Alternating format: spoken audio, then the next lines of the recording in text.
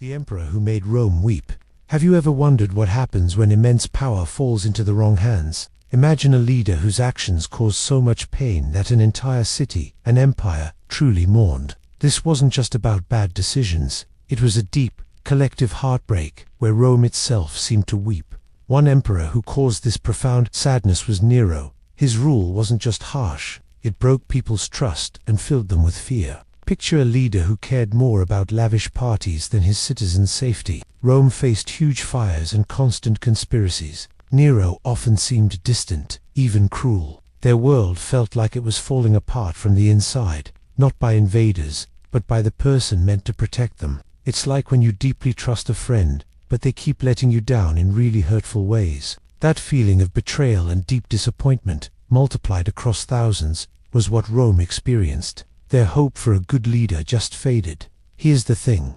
Power isn't just control. It's a responsibility to care for others. When someone uses that power only for themselves, it leaves emotional scars that can last for generations. The tears Rome shed for emperors like Nero weren't from physical pain. They were for the lost promise of a good leader, for the feeling that their protector had become their tormentor. It shows us that even in big historical stories, basic human feelings, trust, fear, and sorrow, always the most powerful.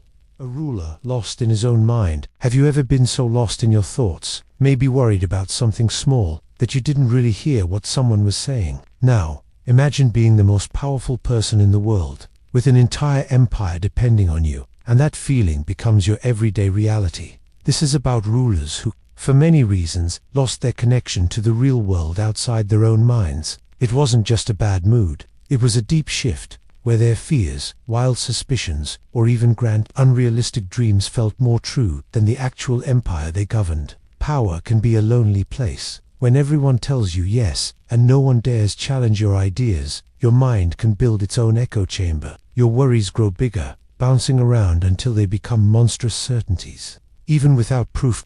Think of it like this. Your brain is a powerful computer. Sometimes, a program gets stuck in a loop, repeating the same task, ignoring new information. For some emperors, their minds got stuck too. They might have believed everyone was conspiring against them, or that they were a god. These thoughts weren't based on what was truly happening in Rome, but on a broken program inside their heads. They couldn't see their people suffering, or the danger their decisions caused, because they were so focused on their own internal drama. It's a deeply sad and tragic situation. To be so powerful, yet so utterly alone and confined within your own thoughts. It reminds us that clear thinking isn't just helpful, it's essential. For leaders, staying connected to the truth, to real people and their needs, is the only way to guide effectively. When the mind goes astray, so often does everything else around it.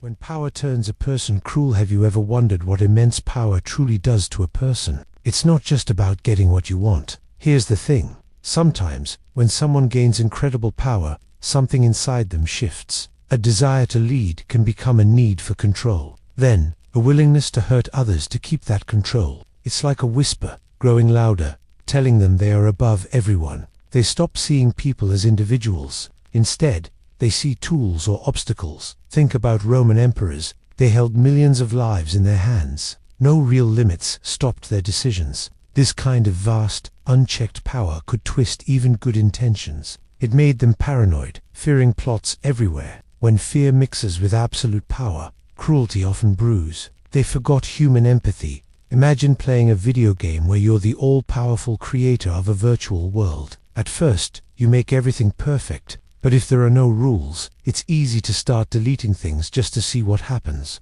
or making unfair challenges, just because you can. You stop thinking about the little virtual people. You only think about your own endless power. Here's what I found. It's a bit like that with real power. Without something to ground them, to remind them of the people they serve, even good leaders can lose their way. So, this isn't just an ancient story. It's a quiet lesson about human nature. It reminds us that power needs a heart and a conscience. Otherwise, it can become very dangerous. True strength isn't just about control. It's about how gently and wisely you use it. And that's why it matters, to understand the weight of those choices.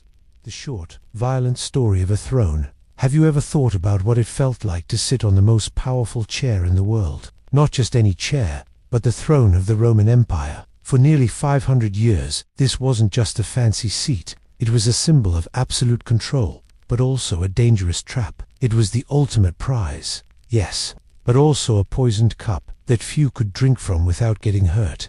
Getting to be emperor was incredibly hard, a game of high stakes where the losers paid with their lives. But keeping that job, that was often even harder, and it frequently led to a violent end. This wasn't like becoming captain of a team or president of your class. This was a position where your closest advisors, your own family members, or even the soldiers sworn to protect you could turn into your deadliest enemies in an instant. The very people you ruled might suddenly decide they wanted a new leader, and almost always, that decision involved daggers in the dark, poison in a meal, or an army marching against your palace. Imagine being given the most amazing, super rare video game console, one that everyone wants. Your friends, your siblings, even people you barely know. They don't just ask to play. Some might try to trick you, others might try to sneak it away, and some might even try to wrestle it from your hands. Owning it sounds incredible, right? But it brings endless worry and danger. The Roman throne was like that, but with real-life consequences,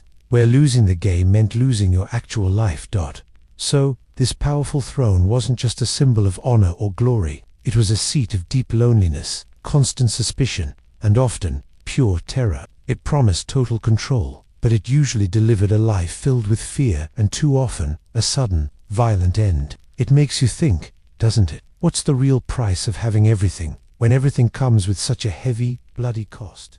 Why this emperor was a total disaster. Have you ever stopped to think about what truly makes a leader, especially someone with immense power, a complete and utter failure? It's not just making a bad decision or losing a battle now and then. When we talk about a Roman emperor being a total disaster, we're diving deep into something far more heartbreaking. We're talking about a time when one person, given the awesome responsibility of an entire empire, instead used that power to inflict real harm, to create widespread chaos, and to leave a legacy of fear and destruction. It's like watching a massive, grand ship, meant to carry thousands to safety, slowly sink because its captain was either too selfish, too cruel, or just too lost in their own mind to steer it properly. The Roman Empire was an incredible, sprawling place, holding millions of lives in its balance. These people depended on their emperor for protection, for justice, and for the basic sense that their world would be stable. But here's the thing. Some emperors completely shattered that trust. They became obsessed with only their own desires, grew suspicious of everyone around them,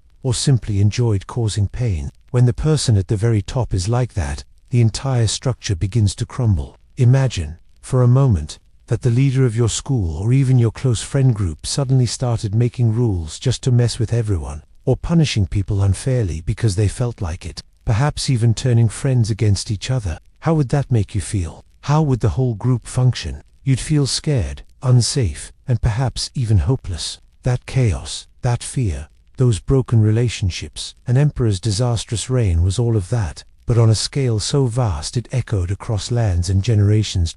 So, when we look back at the lives of these emperors, we're not just reading old stories. We're learning profound lessons about what it means to lead, and what happens when that sacred duty is ignored. It shows us how delicate peace can be, how easily trust can be shattered, and how quickly hope can fade when leadership turns dark. A truly disastrous emperor isn't just someone who made mistakes. It's someone who, through their actions, reminded everyone that even the mightiest empire is only as strong as the human heart that guides it.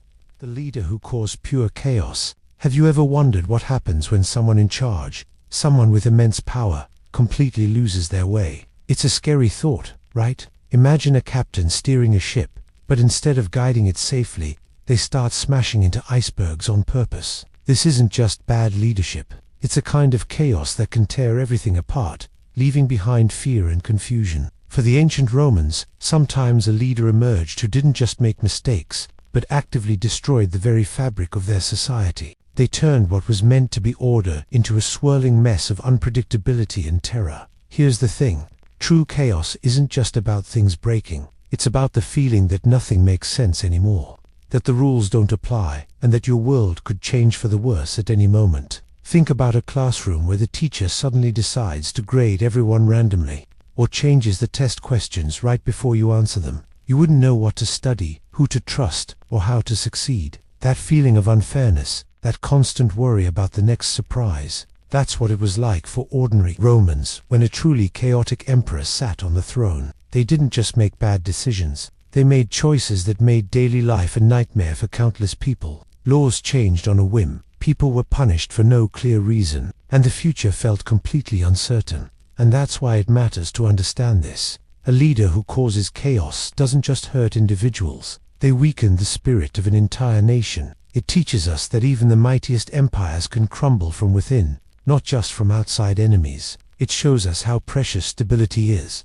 how much we need to trust that the people in charge will act with some kind of reason, even if we don't always agree with them. Because when that trust breaks, when pure chaos reigns, it's not just a government that falls apart. It's the hope and peace of mind of every single person living under that rule. And seeing such a period helps us appreciate how vital good, stable leadership truly is for everyone's well-being.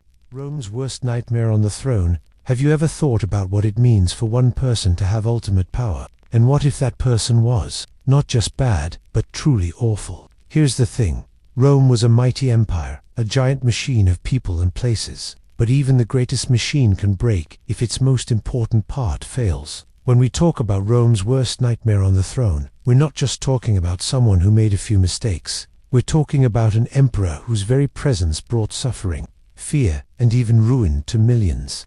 Imagine a huge ship sailing across a vast ocean with thousands of people on board. The captain holds all their lives in their hands. They decide the direction. They keep everyone safe. But what if that captain suddenly started steering into icebergs on purpose? What if they locked up the crew, ignored warnings, and began setting fires? That's kind of what it was like when a truly awful emperor ruled Rome. They had the power to guide, to protect, to make life better for an entire civilization. But instead, they used that power to cause harm, driven by fear, cruelty, or just a complete lack of care for others. These emperors weren't just incompetent, they were actively destructive. They might have been paranoid, seeing enemies everywhere, even among their closest friends. They might have been incredibly selfish, spending all the empire's money on themselves, while people starved. Or, they might have simply enjoyed being cruel, using their power to torment others. This can help you understand how much one person's character can shape the world around them,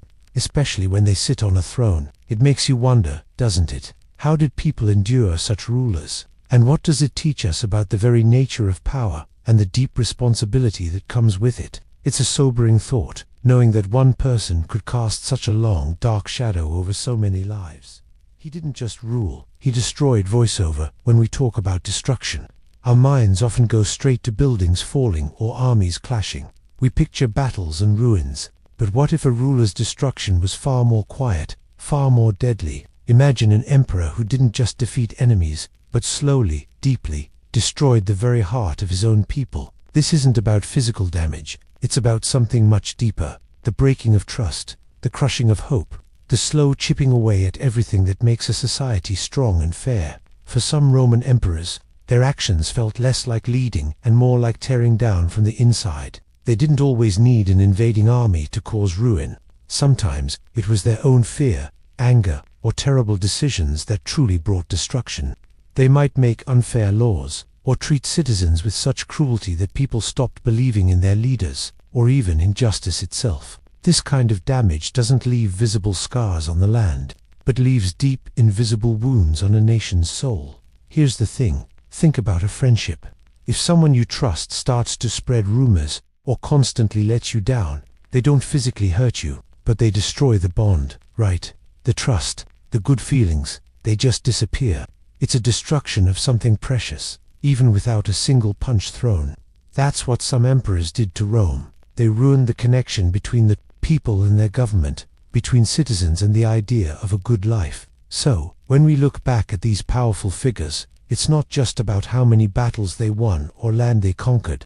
It's also about what they left behind in the hearts and minds of their people. The ruins of buildings can be rebuilt, but a shattered spirit, a lost belief in fairness, those wounds can take generations to heal. And that's why understanding this quieter, more profound kind of destruction matters so much when we think about what makes a leader truly terrible. A time of fear and broken promises. Have you ever had someone you looked up to, someone important, make a promise to you, only to see them break it. Maybe it was a parent, a teacher, or even a friend. That knot in your stomach, that feeling of disappointment, it hurts, right? Now, imagine that feeling stretched across an entire empire, where millions of people depended on the promises of one person, the emperor in ancient Rome. Especially during its tougher times, life was often like that. It wasn't just about battles and grand buildings. It was about everyday people living with a deep, unsettling fear. Fear that their leader might be cruel. Fear that the person in charge would take their land, or even their life, without a second thought. And worse, there was the constant worry about broken promises. Emperors would rise to power, swearing to bring peace, justice, or a better life. But many times, these were just words, whispered on the wind, quickly forgotten when power became too tempting.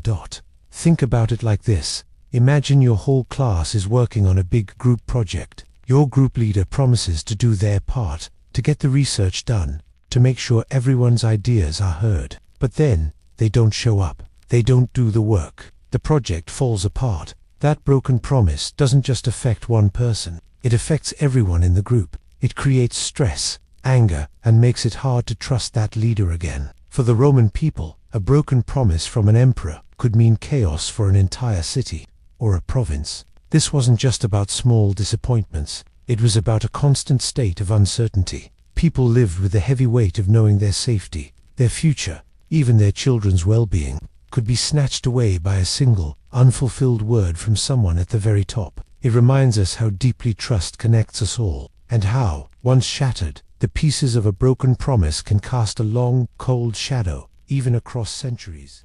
The emperor who only thought of himself. What truly happens when someone in power forgets everyone but themselves? Imagine an emperor whose every choice centers on their personal desires. This isn't about strength or protecting people. It's a deep, sad selfishness, where the empire becomes a stage for one person's ego. Here's the thing. Roman emperors held immense power, controlling armies, laws, and millions of lives. Most saw this as a sacred trust, a duty to Rome. But for some, that responsibility felt like a burden or an easy opportunity. They saw the empire as their personal piggy bank. They built huge statues, demanded endless feasts, and spent fortunes on their comfort while people suffered. They thought loyalty was owed, not earned. And that's why it matters. Think about a basketball team. You have a great player, but instead of passing or helping the team win, they only shoot for themselves. They want all the glory. Maybe they score a lot, but the team loses. Fans are disappointed. Other players feel ignored. That's how it feels when an emperor only thinks of themselves. The team, the vast, hopeful Roman Empire, weakens and struggles because the leader forgot their role. It leaves a kind of hollow ache, doesn't it? This isn't just about good laws or winning battles. It's about the true heart of leadership. Lasting power comes from lifting others up. A ruler who thinks only of themselves might gain much, but loses something far more important, the trust and spirit of their people. In the end, that's a lonely way to rule. When the empire started to crumble, have you ever wondered how something truly massive, something that felt like it would stand forever, eventually begins to fade? The Roman Empire wasn't destroyed in one big, dramatic crash. Instead, it was more like a slow, quiet surrender, a long goodbye that stretched over centuries. Imagine a giant, ancient tree that stood through countless storms. It doesn't fall in an instant. Instead, a branch withers, then another, bark cracks, and over many years, its mighty presence slowly diminishes. This is what happened to Rome. It wasn't just about armies attacking from the outside. The real cracks often started from within. Think about a school project with a group. If people stop listening, if members don't do their part, or if the leader isn't guiding well, the whole project can fall apart, even if the initial idea was brilliant. For Rome, the emperors themselves often made choices that weakened the empire. They fought each other, spent too much, bored, or couldn't handle the many problems that piled up. There's a deep sadness in watching something so grand slowly lose its way. The people living through those times must have felt a strange shift, like the ground was becoming less solid under their feet. Their world, which had seemed so permanent, was changing in ways they couldn't control. It's a quiet ache, realizing even the strongest things, built with effort and dreams, are not immune to time and human flaws. It reminds us that everything we create, no matter how magnificent, needs constant care. wise leaders, and a shared belief to truly endure. And when those things start to slip away, even an empire built to last forever can begin its slow, sorrowful descent.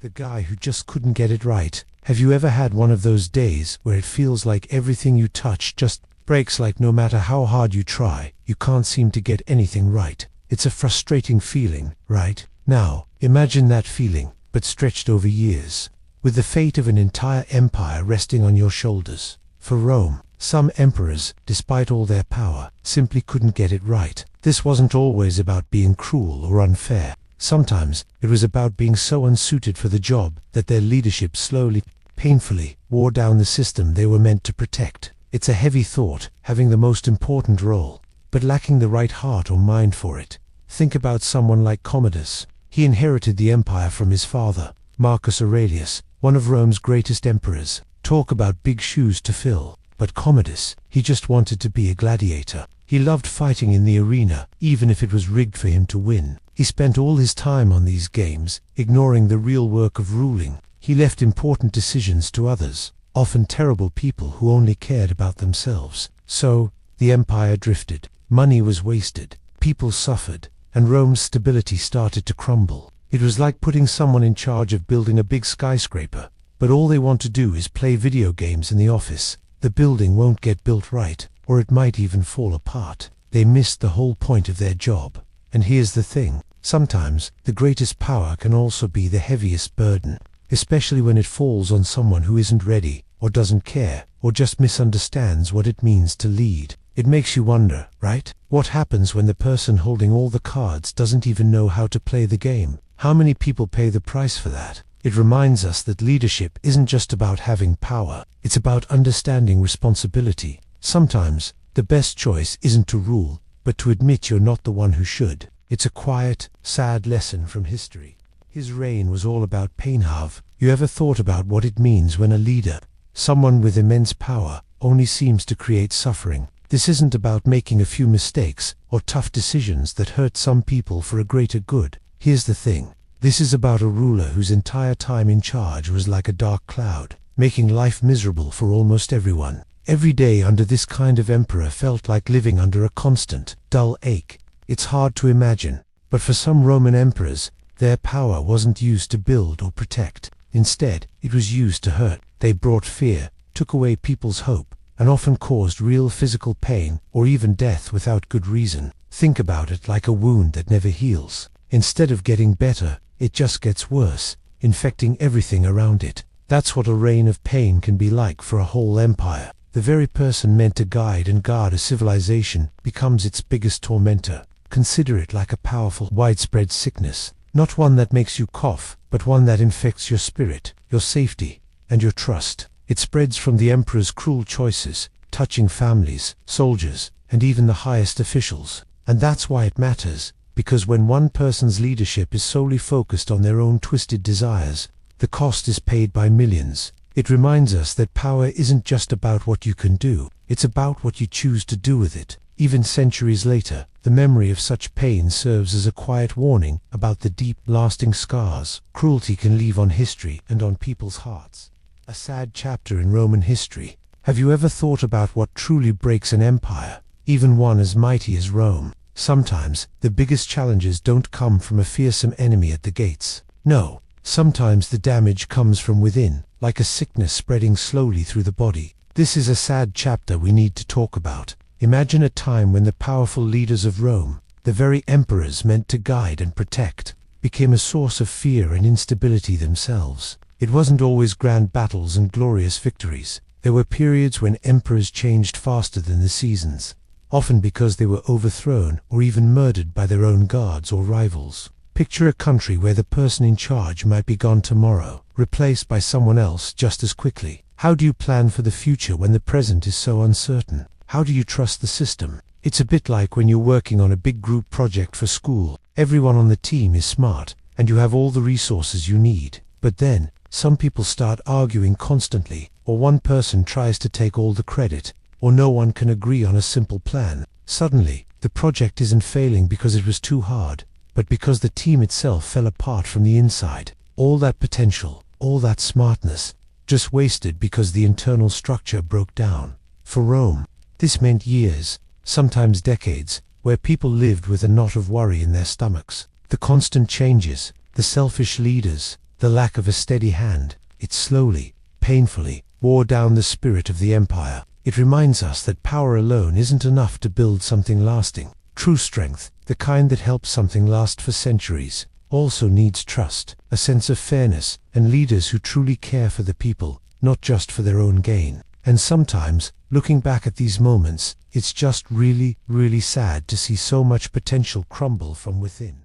The emperor who was simply incompetent. Have you ever watched someone try their best, but just miss the mark, not because they were mean, or even trying to mess things up, but because they simply couldn't do it? This is what we mean by incompetence. It's not about being evil or cruel, it's about a deep, quiet inability to handle a job, no matter how important. Imagine being in charge of something huge, like an entire empire, but lacking the skills, the judgment, or the understanding to truly lead. The Roman emperors held immense power, a power that could build cities or destroy nations. But here's the thing. What happens when that power lands in the hands of someone who just isn't capable? For Rome, an incompetent emperor wasn't just a bad leader. They were a direct threat to the lives of millions. Decisions about food, defense, law, and order all rested on their shoulders. When those shoulders were too weak, the empire would wobble, sometimes even crumble a little. It's a heavy thought, isn't it? The idea that one person's unsuitability could cause so much suffering and instability for so many.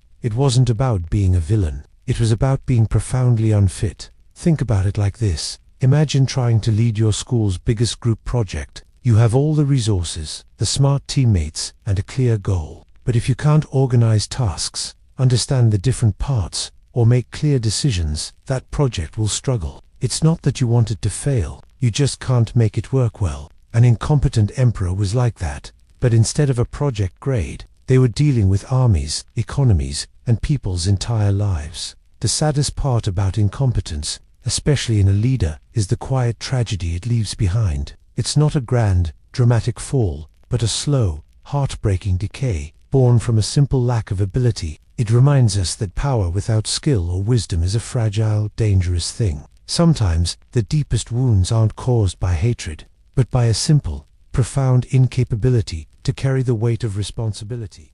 He lost Rome's trust, and more. Have you ever felt completely let down by someone you really counted on? That heavy feeling in your chest when a friend breaks a big promise, or a leader doesn't do what they said they would. Imagine that feeling, but stretched across an entire city, an entire empire, a quiet, heavy disappointment. That's a bit like what happened when an emperor lost Rome's trust. It wasn't just about making bad decisions, it was much deeper than that. For Roman emperors, their power wasn't just about having soldiers or fancy titles. It was about earning and keeping people's believing they were strong, fair, and cared about Rome. When that belief, that deep trust, started to crack, everything else started to crumble too. From everyday order to big decisions. Don't think about it like this.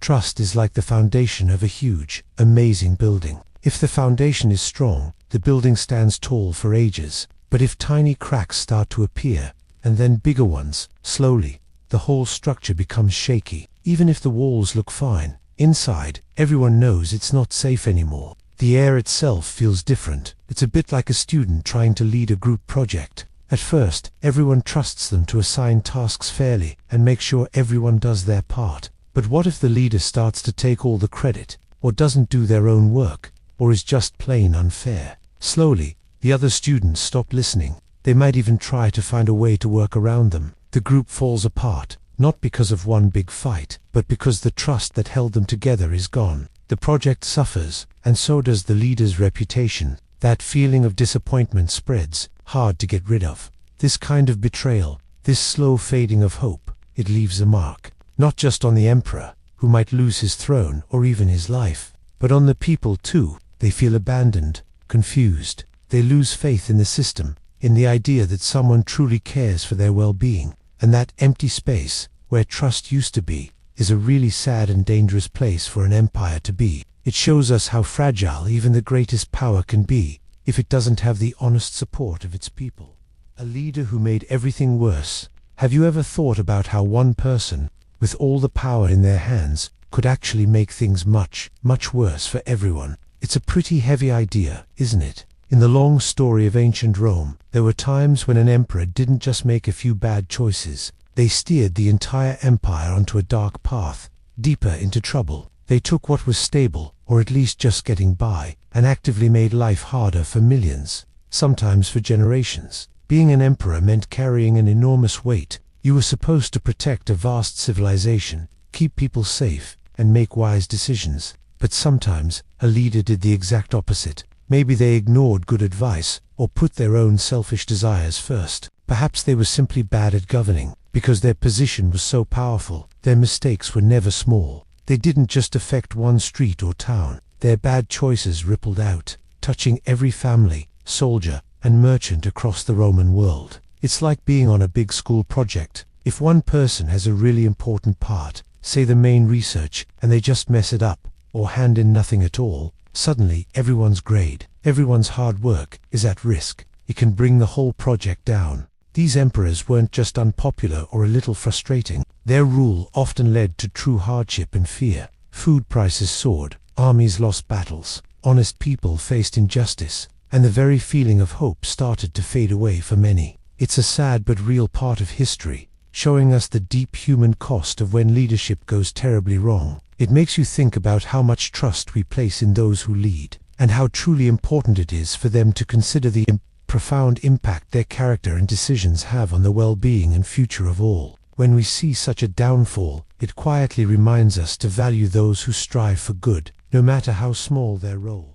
The mistakes that haunted Rome. Have you ever wondered if huge problems start with small choices? Rome, this massive empire, didn't just fall because of invaders. Often, it was hidden cracks, quiet decisions by emperors and leaders that slowly weakened its strength. Imagine building something strong, like a tall sand. If you keep taking tiny scoops of sand from its base, it might look fine for a while, but eventually, it will crumble. For Rome, these scoops of sand were things like picking the wrong person for a big job, or letting corruption spread. Sometimes, an emperor promised too much to soldiers, giving the army too much power, or they got greedy, taxing people so much that families struggled to eat. Trust in the government faded. It wasn't always a big battle. Sometimes it was just bad decisions, one after another, piling up.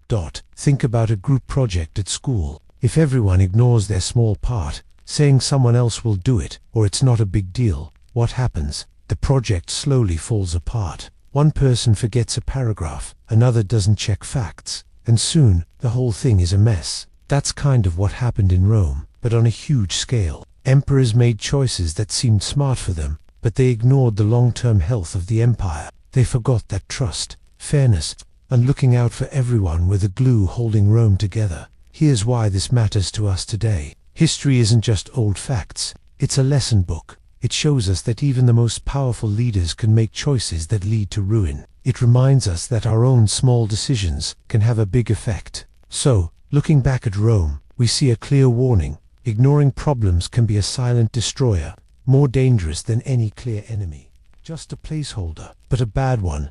Have you ever seen something that's supposed to be important, but it's just there, like a broken clock on the wall? It still takes up space, but it tells no time. That's a bit like some Roman emperors. They sat on the grandest throne, held immense power, but here's the thing, they were just placeholders. These were rulers who occupied the emperor's seat, wore the purple robes, had all the authority. Yet, their hearts weren't truly invested, or their minds weren't strong enough. They didn't really lead, they just existed in the position. Imagine a team captain who just stands on the field, watching everything happen without guiding their players. What happens then? Things start to unravel. Hope fades.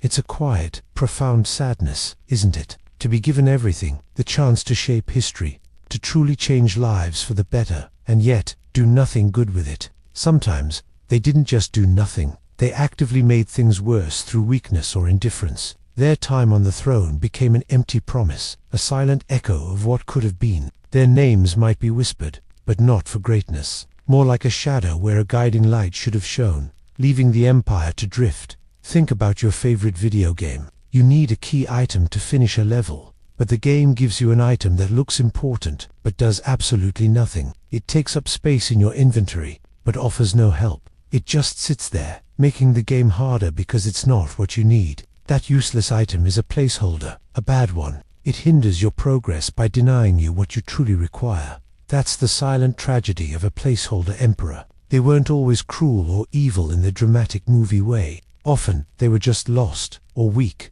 or simply didn't care enough to grasp their duty. But in such a powerful role, not caring, or being weak, can inflict as much damage as active cruelty. A ruler's indifference can slowly poison an entire society, making people feel forgotten. It leaves behind a cold, unsettling question. What if someone truly worthy had been there instead? The weight of what didn't happen can feel heavier, sometimes, than the stories of great battles. It's a quiet ache for a chance missed. The emperor who was forgotten for a reason. Have you ever wondered why some stories echo through time, while others just fade away, almost completely? We talk about the famous emperors, the great ones, and even the truly awful ones who left huge marks. But here's the thing. Sometimes, an emperor was so bad, so deeply disliked, that people went out of their way to make sure he was forgotten. Not just forgotten by accident, but erased on purpose. In ancient Rome, they had a punishment for this, a kind of historical forgetting called damnatio. It literally means condemnation of memory. If an emperor or important person was judged terrible after they died, their name would be chipped off public buildings. Their statues would be pulled down and broken. Their images on coins might even be scratched out. It was a clear message. This person was so awful, so harmful to Rome, that they didn't deserve to be remembered at all. It was like history itself was saying, nope, we're not keeping this one.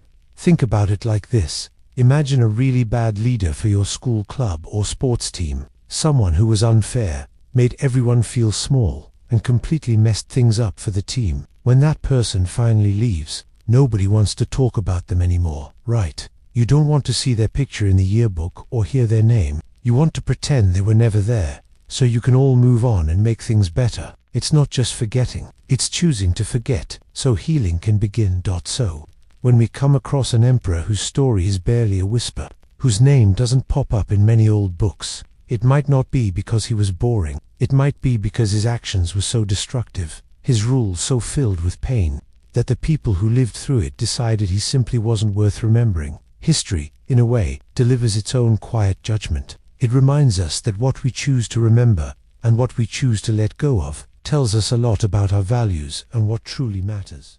When Rome needed a hero, they got him. Have you ever felt truly hopeless? Imagine Rome, a vast empire, feeling exactly that way. Its armies struggled, losing battles. Leaders fought among themselves, caring more about power than people. Citizens were scared, their lives uncertain. Their world felt ready to crash. Shadows deepened. Hope dimmed daily. Many felt Rome ending. But here's the thing. Sometimes, when things look their worst, someone steps forward. Someone who sees the fear, feels the pain, and decides not to stand by. This isn't magic. It's raw courage. It's about a person who understands what needs to be done, even when it's hard, and others gave up.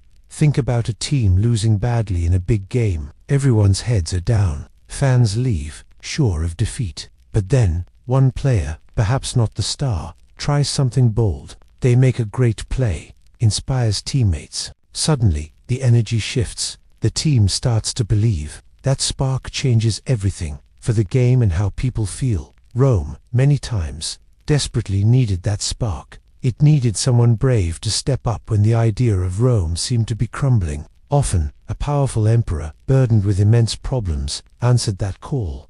It reminds us that even when the path ahead seems dark, there's always a quiet chance for a new way. It's a quiet strength, a belief things can get better, even when they seem impossible. And that's why it matters, because hope, a small flicker, can guide us through darkest nights.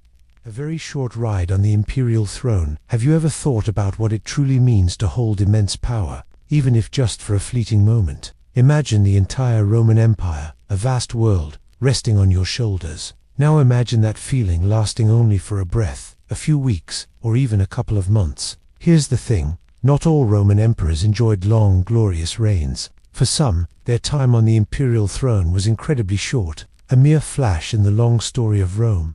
They stepped into the most powerful job on earth, only to be swept away almost immediately by plots, rebellions, or sudden, brutal ends. Think about the mix of triumph and terror. One day, you're celebrated, adored, given everything. The next, your life is in danger, and everything you hoped to achieve vanishes. The Roman court was a dangerous place, a viper's nest, where friends turned foes quickly. It's like climbing the tallest mountain, reaching the very top, and then, before you can even take in the view, you slip and fall. These emperors were given the keys to the kingdom, but for many, the locks changed faster than they could turn the key. This can help you understand the sheer unpredictability of ancient Roman life, especially at the very top. It's a bit like working super hard to get chosen for the main role in the school play. You practiced your lines, you feel the excitement, you finally get on stage for opening night, and then, suddenly, you get sick and can't perform for the rest of the run. All that preparation, all that hope, for such a brief moment in the spotlight. That's how it felt for some of these emperors, reaching the ultimate peak, only to disappear almost immediately. So, here's what happened. These short reigns, though often ending in tragedy, teach us a powerful lesson. They remind us that true strength might not be found in how long you hold a title, but in what you face, or even how briefly you stand firm against overwhelming odds. It makes you think about the value of time, and how even the most powerful positions are only temporary. And that's why it matters. It makes us wonder what truly endures beyond a crown and a fleeting moment of glory. The guy who tried, but failed hard. Have you ever tried your absolute best at something, poured your whole self into it, but still, in the end, it just didn't work out? Maybe you practiced for weeks for a big presentation, or studied every night for a tough test, and when the results came back, they just weren't what you hoped for. That feeling, the quiet sting of knowing you gave it everything but fell short, it's a heavy one.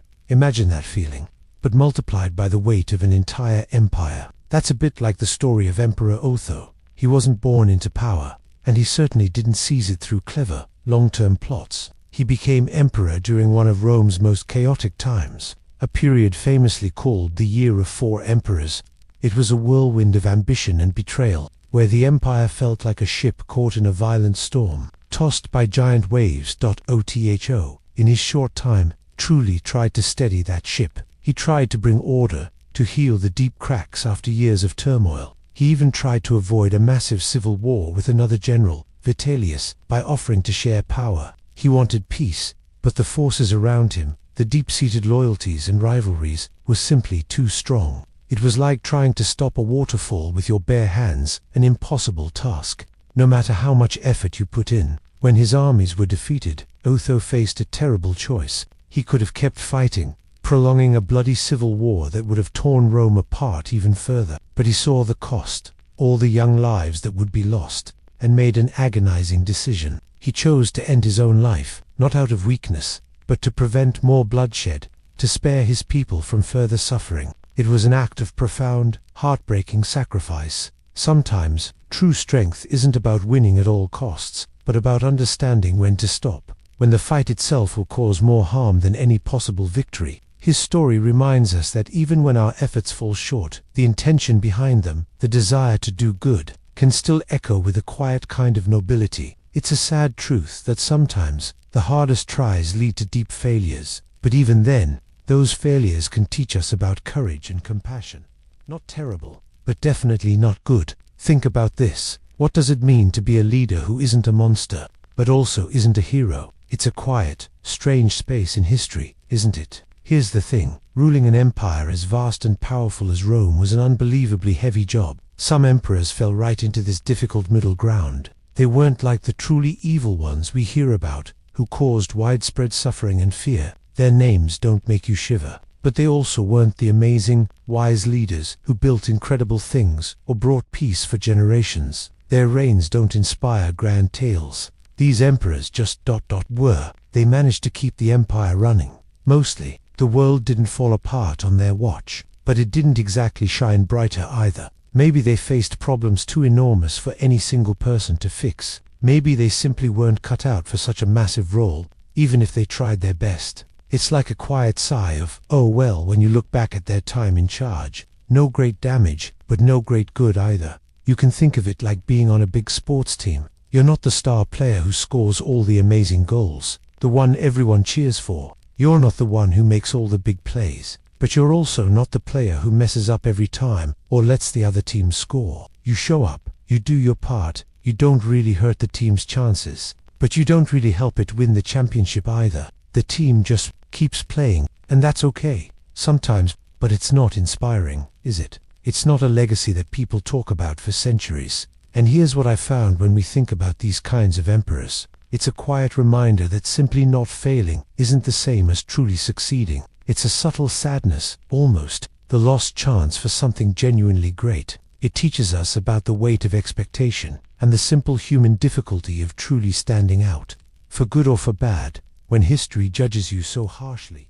An emperor who was just confused. Have you ever felt completely lost, like you're in charge of something huge, but have no idea what to do next? That feeling of being totally overwhelmed, like standing at the start of a winding maze with no map. Sometimes, even the most powerful people in history felt that way. We often think of emperors as brave or evil, wise or wicked. But what about an emperor who was simply confused? This isn't about someone with bad intentions or a cruel heart. It's about a person sitting on the most important throne in the world, facing decisions that affected millions, yet feeling utterly out of their depth. They might have tried their best, but their mind was clouded by uncertainty. Or maybe they just didn't understand the enormous job they had. The Roman Empire was a giant, complicated machine, and if its leader couldn't grasp how it worked, everything could start to break down. Take Emperor Didius Julius. Here's the thing. He actually bought the title of emperor at an auction. Imagine that. He thought money could solve everything. But then, the real problems started. He was supposed to lead Rome, protect its borders, make huge policy choices. But he didn't have a plan. He didn't have the trust of the people or the army. He just bought a problem he couldn't solve. His reign was a short, sad whisper in history. Less than 3 months, filled with desperate, confused attempts to cling to power he never truly understood. It's a bit like when you're handed a huge, complicated project at school, maybe the biggest one you've ever had. You might have all the books and materials, but if you don't know how to start, or what the goal really is, you just feel this wave of helplessness. You try one thing, then another, but nothing seems right. You're not being lazy or bad, you're just completely lost in the task. And that's what we see with a confused emperor. Sometimes, the most damaging thing isn't a ruler who is cruel, but one who is simply bewildered. Someone who sits on a throne, trying to lead, but with eyes that don't see the path forward. It makes you feel a quiet sadness for them, caught in a role too grand for their understanding. It reminds us how much clarity and a true sense of purpose matter, not just in great leaders, but in all of us trying to find our way. He made some waves, but not good ones. Have you ever seen someone try really hard to get noticed, to make a big splash, but it just wasn't good, like they wanted to be remembered, but for all the wrong reasons? Here's the thing about some Roman emperors. They had immense power. They could change laws, start wars, and build grand things. But some, even with all that power, didn't use it to help people. Instead, their actions sent dark, troubling waves through the empire. Imagine a leader who thinks being powerful means being loud or even scary. They make big decisions, trying to change everything quickly. But when choices come from ego or fear, they often hurt more than they help. They weren't building up their people. They were making life harder, just to push their own ideas or show how strong they were. One bad choice from someone so high up caused years of trouble for thousands of families. It created deep, emotional scars that lasted generations. Think about a captain on a sports team. This captain wants to win, so they yell at teammates, make harsh rules, and blame everyone. They think they're making waves, pushing people to work harder. But what really happens? The team gets sad. People stop trusting. The captain gets noticed, sure, but not as a great leader. They're noticed for making everyone feel bad, for breaking team spirit. And often the team plays worse. It's a powerful lesson, isn't it? Real strength isn't about how much noise you make, or grand things done for show. It's about the quiet, steady work of lifting others up, making things truly better. The most important waves gently build, carrying everyone towards a better future, not crashing down and leaving chaos. Emperors who made a positive mark knew a lasting legacy isn't about being seen, but about being genuinely felt, in a good way.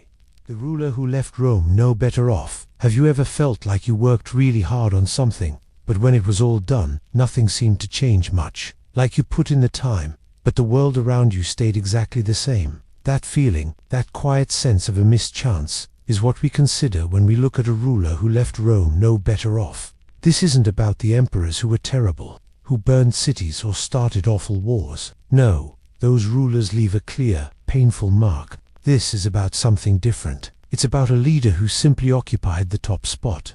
A person with immense power, but whose time in charge was like a still pond. No new ideas flowed in, no old problems were truly fixed, and the empire, with all its struggles and hopes, just drifted. They were present, yes, but their presence didn't make Rome grow, heal, or even learn. Think of it like being the captain of a very big ship. You have the map, the crew, and the wheel. You're supposed to steer it somewhere, maybe to new lands, or away from a storm. But imagine a captain who just stands there, holding the wheel, while the ship slowly drifts with the currents, never making real progress. The ship stays afloat, sure, but it never reaches its destination. That's how it felt for Rome under such a ruler. The vast empire had huge problems: poverty, rebellion, outside threats, and it desperately needed a steady, active hand. But this ruler just let it all continue, unchanged. So, when their time was over, Rome was still Rome.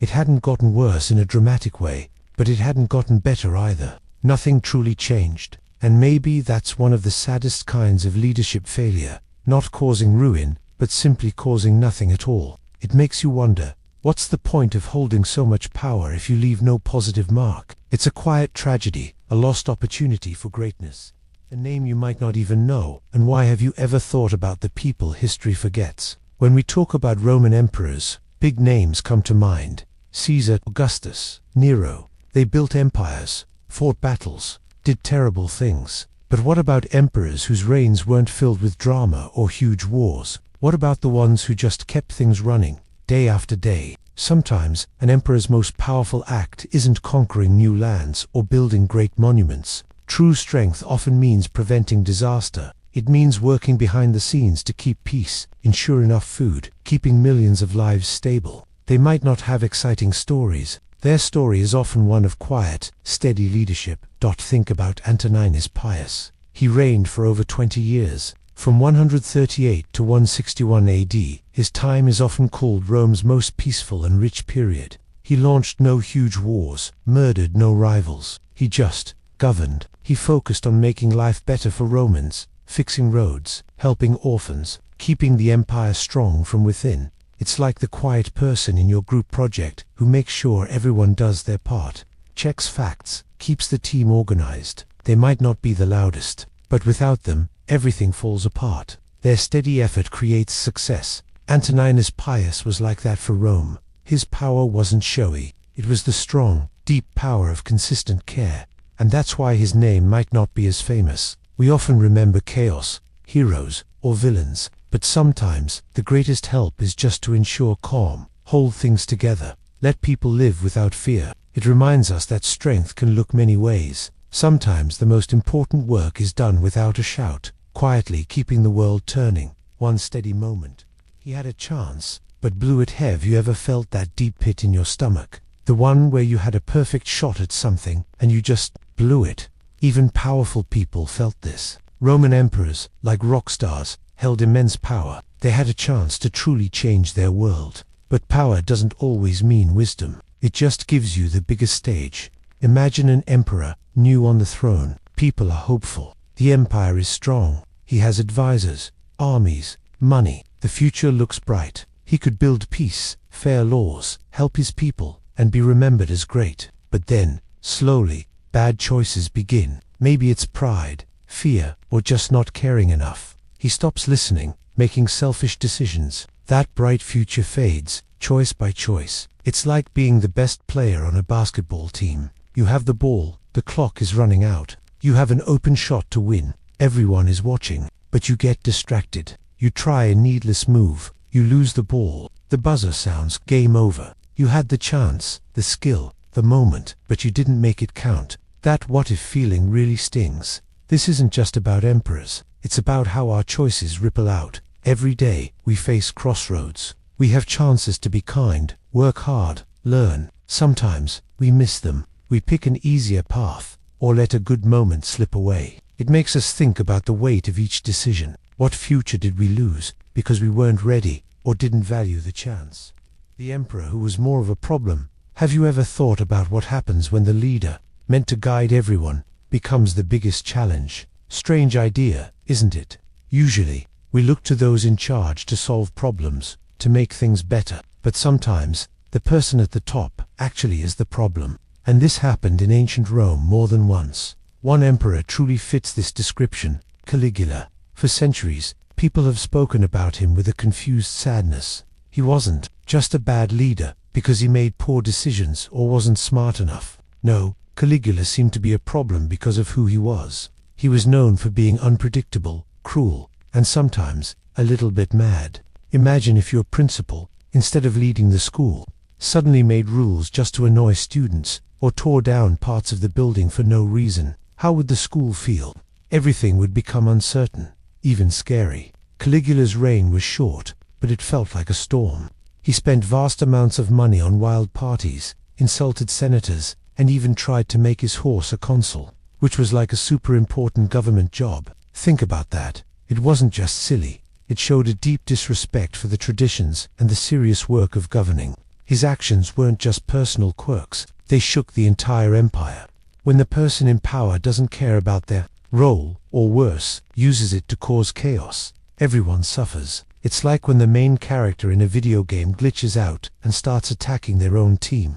The whole game breaks down, and so, Caligula's story reminds us of something important. True power isn't just about having authority. It's about how you use that authority, and the person you become while holding it. A leader's character, their basic sense of right and wrong, can be as crucial as their strength or cleverness. Sometimes, the greatest harm isn't from outside enemies, but from within. When leadership itself goes astray, the one who held on, barely. Have you ever felt like you were just barely holding on, clinging to the edge, fingers slipping, but somehow, you don't let go? Now imagine that feeling, but instead of a test or a game, it's the Roman Empire you're trying to keep from falling apart. That's the story of some emperors, not the ones who won great battles, or built amazing cities, or even the terrible tyrants everyone remembers. These are the ones who simply endured. They weren't always brilliant or strong. Sometimes, they were just ordinary people thrust into an impossible job. The Roman Empire was a giant, heavy thing, full of enemies outside its borders and plots within its walls. It was like trying to steer a huge, old ship through a storm with a leaky hull and a crew that sometimes wanted to mutiny. For these emperors, every day was a struggle to keep the ship afloat, to prevent total disaster. Here's the thing. It takes a certain stubbornness to just refuse to give up, even when all logic says you should. Think about a tiny sapling, a young tree, growing in a crack in a concrete sidewalk. The sun beats down, the wind whips it, and there's hardly any soil or water. Most would just wither, but some, somehow, find a way to twist and grow, sending roots deep, just enough to survive. They don't become grand oak trees, but they persist. They hold on. These emperors often didn't leave a glorious legacy. Their reigns were marked by simply surviving, dodging assassination attempts, pushing back an invading army, or just keeping the economy from completely crashing. Their story isn't about triumph. It's about not failing. It's about that quiet, almost invisible strength found in sheer determination, in the refusal to let go, even when the world feels like it's trying to pry your fingers open. It makes you wonder, sometimes, if just holding on is, in its own way, a kind of powerful victory.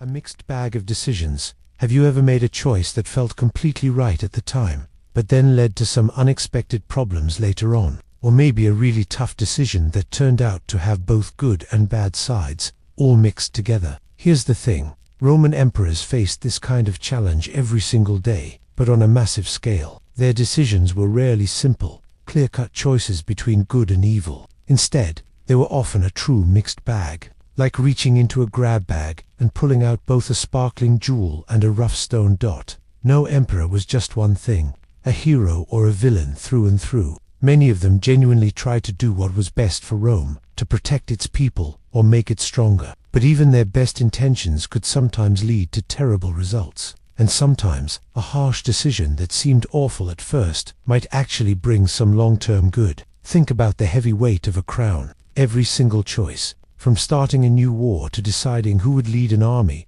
affected millions of lives. They might decide to expand the empire, which could bring new land and wealth. but also start bloody, painful wars and create new enemies. It was a complicated dance of power and unintended effects. It's kind of like when you're studying for a big, important test. You decide to stay up really late, maybe until midnight, to cram every last detail into your brain. The good part, you might totally ace the test the next morning, feeling proud of your score. But here's the problem. You're probably exhausted, maybe grumpy, and can't focus on anything else for the rest of the day, or even the whole next week. One decision, staying up late, leads to two very different outcomes, good and bad. The emperor's choices were just like that, but with armies and entire cities hanging in the balance, not just a grey dot. So, when we look back at these ancient rulers, it's not always about isolating labeling them as perfect heroes or terrible villains. It's about trying to understand that life, even for someone with ultimate power, is messy and full of difficult choices. It's about seeing the threads of good and bad woven tightly together in nearly every major decision they made. It reminds us that true power means carrying the weight of all those mixed outcomes. And maybe it helps us be a little more understanding of our own mixed bags of decisions too. He kept things running, just not well. Have you ever tried your hardest at something, maybe a sport or a game, and even though you didn't completely mess up, you just didn't win, or perhaps you felt like you were just barely keeping up, always a step behind? That feeling is a little like what we see with some Roman emperors. They weren't terrible, not really. They didn't burn down Rome or declare themselves a god and act completely wild. But here's the thing, they didn't make things better either. They simply kept the massive, complicated machinery of the Roman Empire turning, sometimes slowly, sometimes with a lot of creaks and groans. Think about it like an old car that's seen better days. It still drives, and it gets you where you need to go. But the engine rattles, the brakes sometimes squeal, and you know deep down it's probably going to need a big repair soon. These emperors often inherited an empire already full of cracks and worn-out parts. Their daily job felt less like leading a powerful nation into new greatness, and more like managing a slow, quiet decline. It's a heavy burden to be in charge when things are just okay but not truly good, and you sense in your heart there should be so much more. This leadership isn't about grand visions. It's about holding on, watching strength slowly fade. Imagine you're part of a school club, and a new president takes over. They show up to meetings, they follow the rules, and the club doesn't fall apart. But they don't bring new ideas, get more members, or plan exciting events. The club just exists. It's not a disaster, but it's certainly not thriving. It's just there, a place where things happen, but without much heart or real forward movement. There's a quiet, almost sad understanding in that kind of leadership. It's the opposite of inspiration, the opposite of true growth. It's doing just enough to survive, but never enough to truly shine or build something lasting. And over time, even just enough can wear a whole empire down, piece by piece. It makes you really wonder, what does it truly mean to lead, when simply keeping things from getting worse becomes your biggest achievement? Is simply not failing enough to make a real difference? Or do we always need more from those who hold power? Not the worst, but far from the best. Have you ever thought about what it means to be average? Not bad, but not amazing either. When we look at Roman emperors, we often see the terrible ones, like Nero, who played music while Rome burned. And then there are the heroes, like Augustus. But most emperors lived in the middle. They weren't monsters or miracle workers. They just ... ruled. This is for emperors who didn't ruin Rome, but didn't lift it to new heights. Imagine a school project. You don't fail it, but you also don't get an A+. You do the work, understand the topic, and hand it in. The project is just okay. The Roman Empire under these rulers was a bit like that. Things kept moving. The army fought, taxes were collected, and buildings went up. But there wasn't that spark, grand vision, or deep commitment that truly changes things for the better. It's like being a reliable, not spectacular, player on a sports team. You show up, play your position, and don't make huge mistakes. Sometimes you even do something good, but you're not the one everyone remembers. You're not the one who makes the impossible shot or scores the winning goal. These emperors kept the ball in play. They tried, often with good intentions, but they lacked the talent, cunning, or sheer will that separates the great from the merely acceptable. And that's why it matters. It reminds us, leadership isn't always about dramatic highs and lows. Sometimes, it's about quiet, steady effort, or the lack of it, that just maintains things, It shows us the heavy weight of responsibility, even when you're not a legend. It's a quiet reminder of human limits. Even with immense power, sometimes good enough is all you get, and sometimes that's both a comfort and a deep, soft disappointment. The emperor who just maintained the status quo. Have you ever wondered what it's like to be in charge, but your biggest goal isn't to change the world, but simply to keep it from falling apart? We often hear about the emperors who built great empires or started terrible wars, but what about the ones who simply kept things going? This is where we talk about the idea of the status quo. It's a fancy way of saying the way things are right now. So, an emperor who maintained the status quo was someone who made sure things stayed pretty much the same. They didn't conquer new lands, build magnificent new cities, or invent groundbreaking new laws. Their reign wasn't filled with dramatic victories or crushing defeats. Instead, it was a time of quiet stability. Imagine a huge, complicated machine, like a giant clock. Some people are amazing at building new clocks, and others are good at smashing them. But some people, their job is just to make sure that old clock keeps ticking reliably. They oil the gears, check the springs, and make sure nothing breaks. It's not a flashy job. No one cheers for the clock maintenance person. But if they stopped, if they didn't do their quiet, steady work, the whole thing would eventually fall apart. That's a bit like these emperors. They saw the Roman Empire, this massive, complex thing, and their main goal was to prevent it from collapsing. They faced daily struggles with inflation, border skirmishes, and keeping everyone fed and happy. Their efforts might seem less exciting than a general leading an army, but their quiet dedication was essential. Sometimes, the most powerful thing you can do isn't to create something new, but to painstakingly preserve what exists. It's a deep, sometimes heavy, responsibility, this task of simply holding on. Often, these are the leaders whose silent strength goes almost completely unnoticed. A brief moment of power, not glory. Have you ever wondered if just having a powerful title means you've done something truly great? For many Roman emperors, their time as ruler was exactly like that. They held immense power, enough to shape the world with a single command. But here's the thing. Power alone often doesn't lead to true glory. Glory means being remembered with honor, leaving a lasting positive mark on history. It's about earning respect, not just demanding it. Many emperors found themselves on the throne, wearing rich purple robes, with armies and vast lands. Yet, for some, their rule was fleeting, like a fading whisper. They sat in the powerful seat, but their impact felt hollow, leaving little behind except a name in a book.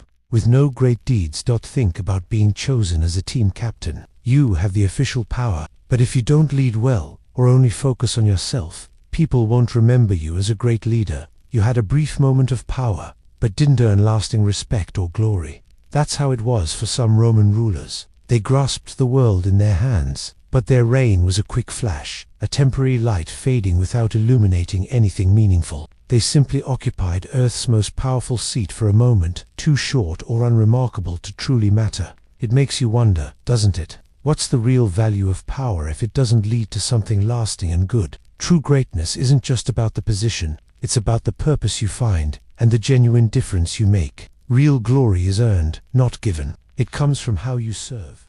He tried to fix Rome.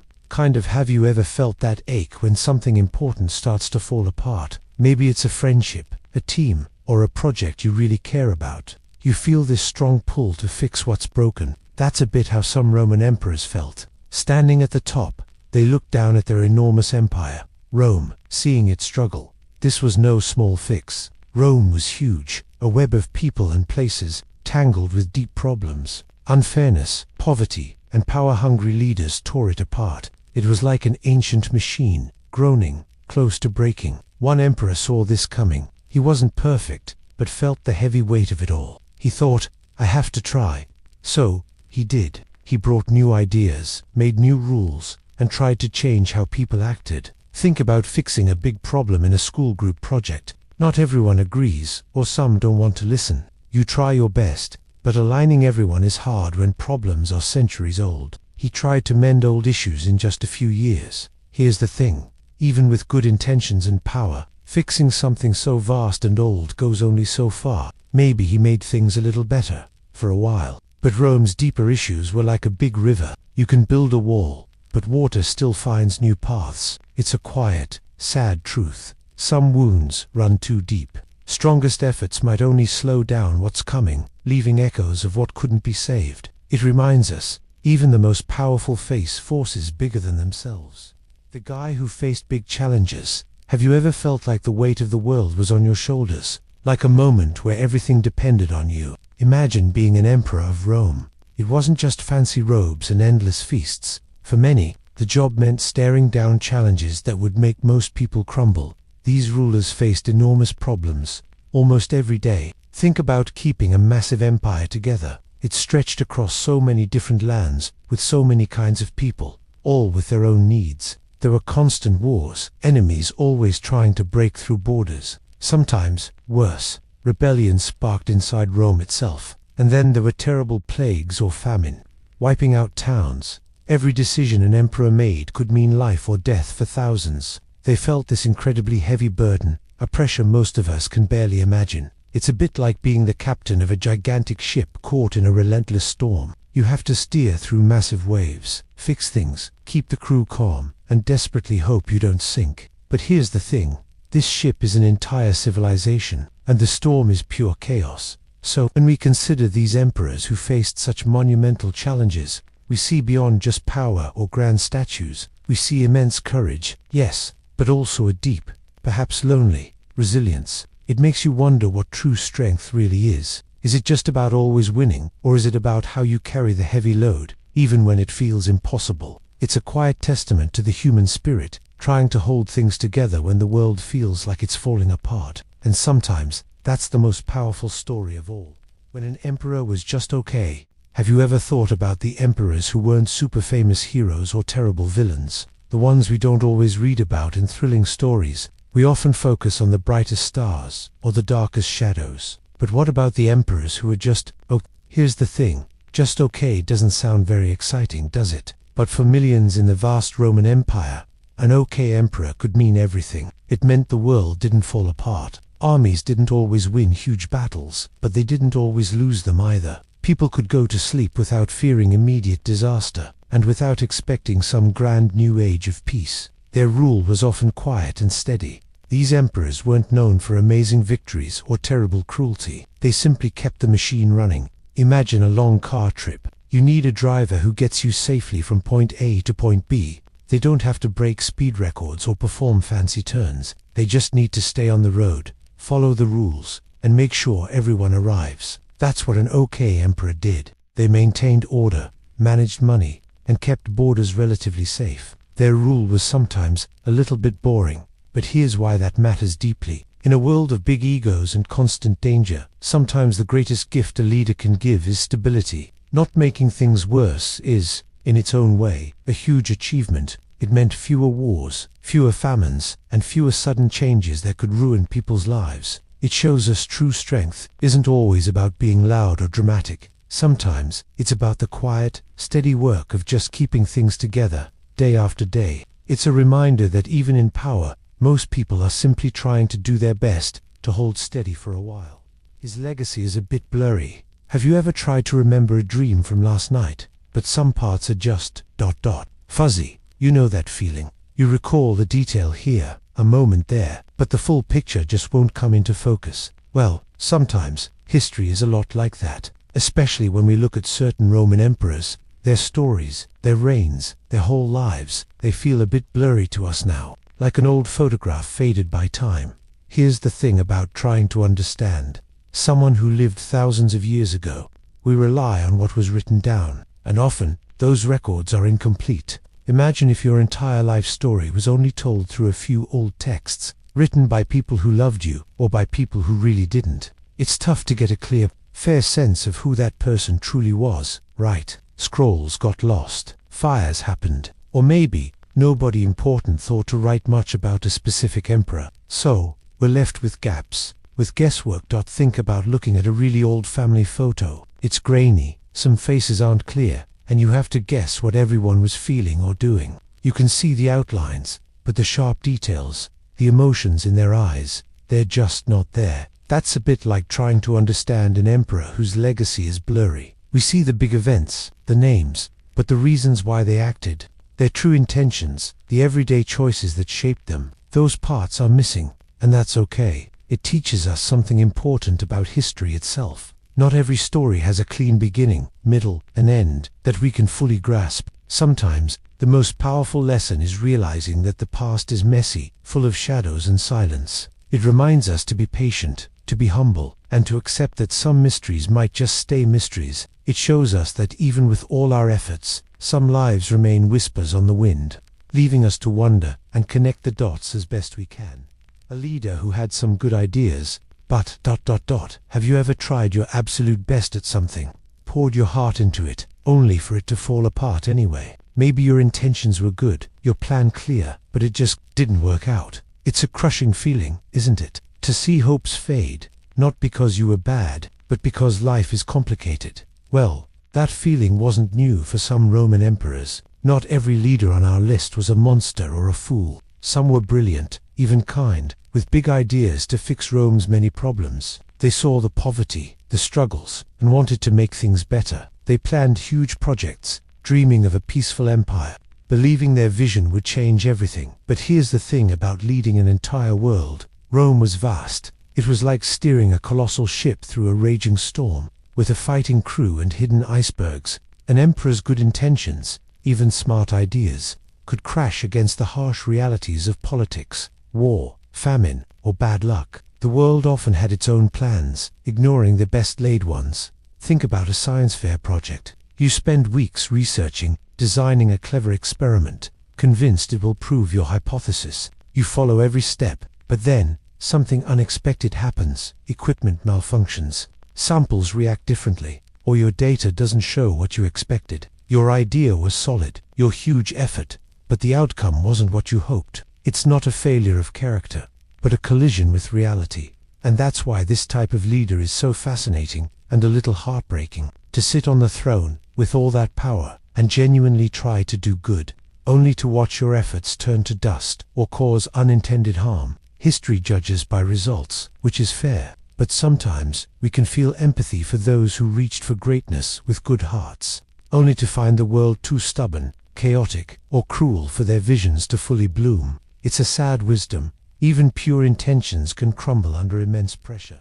He gave Rome a little stability. Have you ever felt like everything around you was just too much, like too many things were happening at once, and nobody knew what to do next? That's a bit like how Rome felt during some very rough times. Imagine years of rulers coming and going, often violently. People lived in fear, never sure what tomorrow would bring. It must have been exhausting, like constantly walking on eggshells, never truly feeling safe. But then, sometimes, one person steps forward, not a superhero, not someone who fixes absolutely everything overnight, but someone who just calms the waters a bit. He comes in, and instead of adding to the chaos, he tries to make sense of things, to bring a quiet order. He puts some rules in place, or he makes a decision that helps things settle down, even if just for a little while. This isn't about grand victories or changing the world in a flash. It's about finding a moment of quiet in a storm.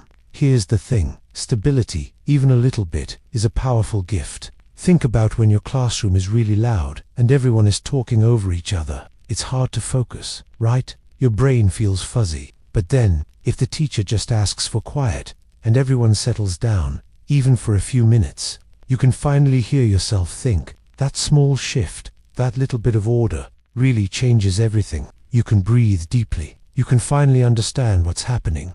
For Rome, a leader who brought just a touch of stability was like that. He might not have been perfect, and his decisions might not have lasted forever. But for a time, he offered a pause. He let people believe, even for a precious moment, that things could be steady again. And that matters so much. Because sometimes, when the world feels like it's spinning too fast, the greatest power isn't in making it spin faster, but in helping it slow down. It's a quiet strength, the power of making things feel just a little bit safer. The emperor who made a few good choices. Have you ever thought about how complicated people can be? How someone might not always be the best, but then they do something truly good, something that really helps. It's easy to label historical figures as either a hero or a villain, but history, like our own lives, is full of many different shades. Here's the thing with Roman emperors. Some were truly terrible, causing great pain and suffering. But even among those who largely struggled, there were moments where they made a smart choice a decision that actually benefited the Roman people or brought a flicker of stability to a troubled time. These weren't grand changes. Instead, they were often small, but very important acts of wisdom. Imagine the huge pressure on an emperor. So much power, their mistakes could hurt millions. Even if their reign was full of problems, a clear thought, a good idea, could break through. Think of it like this. Maybe you have a strict teacher, or someone in your family who often seems grumpy. But then, one day, that person gives you the best advice, or does something unexpectedly kind that makes your day. That one good act, even if surrounded by less positive things, still matters. It still leaves a mark. For Rome, these good choices, even from a flawed emperor, could mean the difference between a city starving and a city fed, or between open war and a brief peace. They were like small, steady lights in a very dark period. It shows us that people are rarely just one thing, not completely good or completely bad. We learn that even leaders who struggled could still, in certain moments, choose well. And that reminds us to look for the good, even when it's hidden, and to understand that everyone, even the most powerful, holds a mix of intentions and actions. Building a little, breaking a little, breaking a little. Have you ever thought about how every choice we make, big or small, often does two things at once? It creates something new, yes, but sometimes it also changes or takes away something old. When we look at the Roman emperors, this idea truly shines. These leaders ruled a massive empire, and their decisions had huge impacts. It's easy to think of emperors as either good or bad, but history, like life, is rarely that simple. An emperor might build amazing new aqueducts, bringing fresh water to millions, a clear building act. But to do that, maybe they raised taxes sky high, causing hardship, or perhaps they tore down older neighborhoods to make way for grand new structures, breaking a part of the city's past. Think about a new park being built in your town. It's wonderful, right? Green space, playgrounds, places to relax. That's a clear act of building something good for the community. But maybe to make that park, a beloved old community garden had to be moved, or some mature trees were cut down, or perhaps the money for the park meant less money for school repairs that year. It's not that the park is bad, but every gain often comes with some kind of loss, some kind of shift. This is the hidden truth of power and change. Every emperor, no matter how brilliant or how cruel, was always in this dance. They'd strengthen the army, but perhaps at the cost of civil liberties. They'd bring peace to one border, only to start a new conflict somewhere else. It wasn't always on purpose, and it wasn't always clear at the time.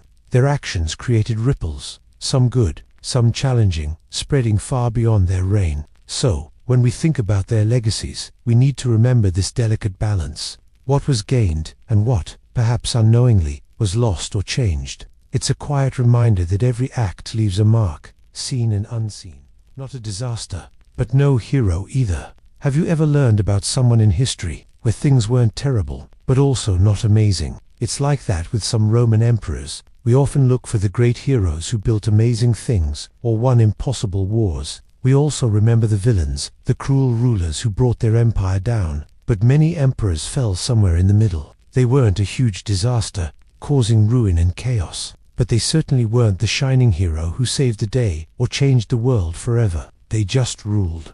This middle ground is important to understand. It shows us that most of life, even for powerful Roman emperors, isn't about extreme highs or lows. It's about the daily grind. They made decisions that might keep things stable, or just stop them from getting worse. These emperors often inherited problems. They tried to fix some, and maybe even created a few new ones by accident. Their time in power was a mix of small wins and quiet struggles. They kept the machine running, even if it wasn't always smooth. Think about a big group project at school. You have people who do amazing work, and some who cause problems. But then, there are the others, the majority. They show up, they do their parts. They turn things in on time, making sure the project gets finished. They're not the star student everyone praises, but they also aren't the reason the project fails. They're just reliable. Their contribution is key, even if it isn't flashy. And that's a powerful lesson. Not every story needs a hero or a villain. Sometimes,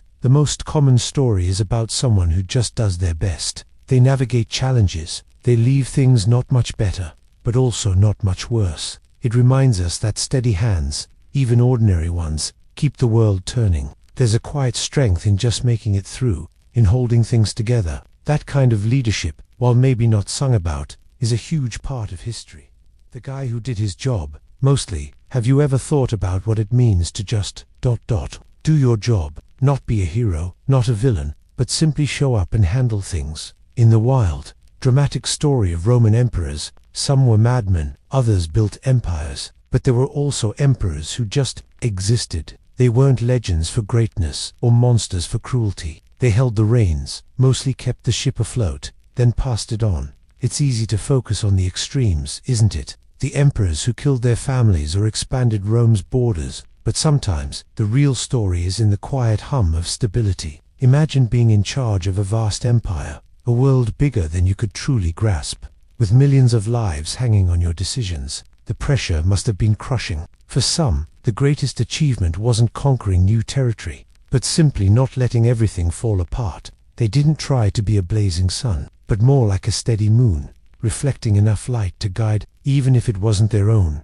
Think about a time you had a big responsibility, maybe a school project or caring for a younger sibling. You weren't aiming for a Nobel Prize. You just needed to make sure it got done, and done reasonably well. You avoided major mistakes. You kept things running smoothly. That often is a silent victory. It's the effort of keeping peace, collecting taxes, ensuring legions were fed, and roads were safe. It's a kind of quiet courage. So, when we look back at these emperors, maybe the ones who did their job mostly teach us something important. They show us that sometimes simply enduring, simply maintaining, can be its own kind of power. It's the silent, often unthanked work that holds the world together, day after day, year after year. It reminds us that not every mark left on history needs to be dramatic or grand. Sometimes, it's the gentle hand that keeps the scales balanced. Rome saw little peace under him. Have you ever just wanted things to be quiet for a while? Not silent, but just a steady hum, without constant worry or big, scary changes. Imagine that feeling, but for an entire empire that had seen years of fierce battles, plots, and leaders coming and going like tides. People were tired. They longed for a moment to simply breathe. And then there was Hadrian. He became emperor not long after a time of great expansion, when Rome was always trying to grab more land. But Hadrian, he saw things differently. He wasn't just a warrior. He was a thinker, an artist, a traveler. And here's the thing. He understood that Rome didn't need to get bigger. It needed to get stronger from the inside. Think about your own room. Maybe it's full of toys, books, and clothes. Sometimes, the best way to make your room better isn't to buy more stuff, but to organize what you already have, to put things away, clean up, and make sure everything has its place. That's kind of what Hadrian did for Rome. Instead of pushing its armies further into unknown lands, he focused on building up the empire they already had. He traveled for years, seeing everything with his own eyes. He built temples, improved cities, and made sure the army was disciplined but also well cared for. Most famously, he built Hadrian's Wall across northern Britain. This wasn't a wall to conquer new lands, but a clear, strong line to protect what Rome already held. It was like saying, "This is our boundary. Here, we can be safe." For a generation, this brought a rare sense of calm. Families could plant their fields without fear of constant war. Merchants could trade without roads being suddenly unsafe. Life wasn't perfect, of course. It never is. But there was a steady rhythm. There was a feeling that tomorrow would likely be much like today. And that was a comfort many Romans hadn't known for a long time. It shows us that true strength isn't always about how much you can take, but sometimes how well you can protect what you cherish. It's about finding peace and stability. His rule wasn't perfect, but it helped have. You ever thought about how incredibly hard it must be to lead? To have so many people depending on your choices, knowing every decision could change lives, for better or worse. When we look back at Roman emperors, it's easy to see their mistakes, their bad tempers, their selfish acts. But here's the thing, even deeply flawed people, those with big personal problems, sometimes did something truly important, something that greatly helped Rome. Think about it like this. Imagine you're working on a big science project, like building a model of the solar system. Maybe one team member isn't perfect. They might be a bit messy, or forget a small detail sometimes. The project might have a few wobbly planets or mismatched colors. But if the model still works in the end, and you learn something amazing from it, that person's help was vital. The goal was met. despite those small bumps along the way. That's a bit like certain emperors. They might have been harsh, or made choices that hurt some people. They weren't always popular, but through all that, their actions sometimes laid the groundwork for future peace. Or they built roads connecting distant lands. Or they kept invaders out when Rome was truly in danger. They weren't always the kindest or wisest, but their presence, their drive, even their stubbornness pushed things forward. It makes you wonder, doesn't it? Can good come from a place that isn't entirely good itself? Maybe the lesson isn't about finding perfect heroes in history. Perfect people rarely exist. Instead, it's about understanding that even when leaders stumble, their lasting impact can still guide nations, still offer a path for those who follow. Good can grow in unexpected places, even from complicated actions. Their imperfections were part of their story, but so was the help they gave. The emperor who kept things from falling apart. Have you ever watched something truly precious wobble, just about to crash? Maybe a sandcastle slowly giving way to the tide. That feeling of fear, knowing it could all tumble down. Rome, at a critical moment, felt exactly like that. But it wasn't it was an entire empire, millions of lives. For many years, Rome had been tearing itself apart. Generals fought each other, friends became enemies. This was a time of endless civil wars, where the once mighty republic was shattered. Imagine living through that, never knowing if your town was safe, or if a new battle would erupt tomorrow. But here's the thing. One emperor stepped in when everything felt like it was truly crumbling. His name was Augustus. He didn't just win battles. He patiently, smartly, pieced Rome back together. Think about a complex machine, like a bicycle. If a crucial part breaks, the whole bike stops. Rome was like that broken bicycle, losing its ability to move forward. Augustus was like the skilled mechanic. He didn't just fix obvious damage. He redesigned the internal workings, strengthening weak spots, making sure all gears turned smoothly. He used clever thinking, calm leadership, and a deep understanding of what people desperately needed after years of conflict. Peace. He brought deep stability, a quiet strength that allowed people to finally breathe. His reign started the Pax Romana, the Roman peace, which lasted a very long time. This shows us that true power isn't always about conquering new lands or winning every fight. Sometimes, the greatest power is simply holding things steady. It's about creating a calm space where growth can happen, where people feel safe enough to build, learn, and hope. It's about preventing the complete fall, so life can truly flourish. And that's a power that quietly changes everything.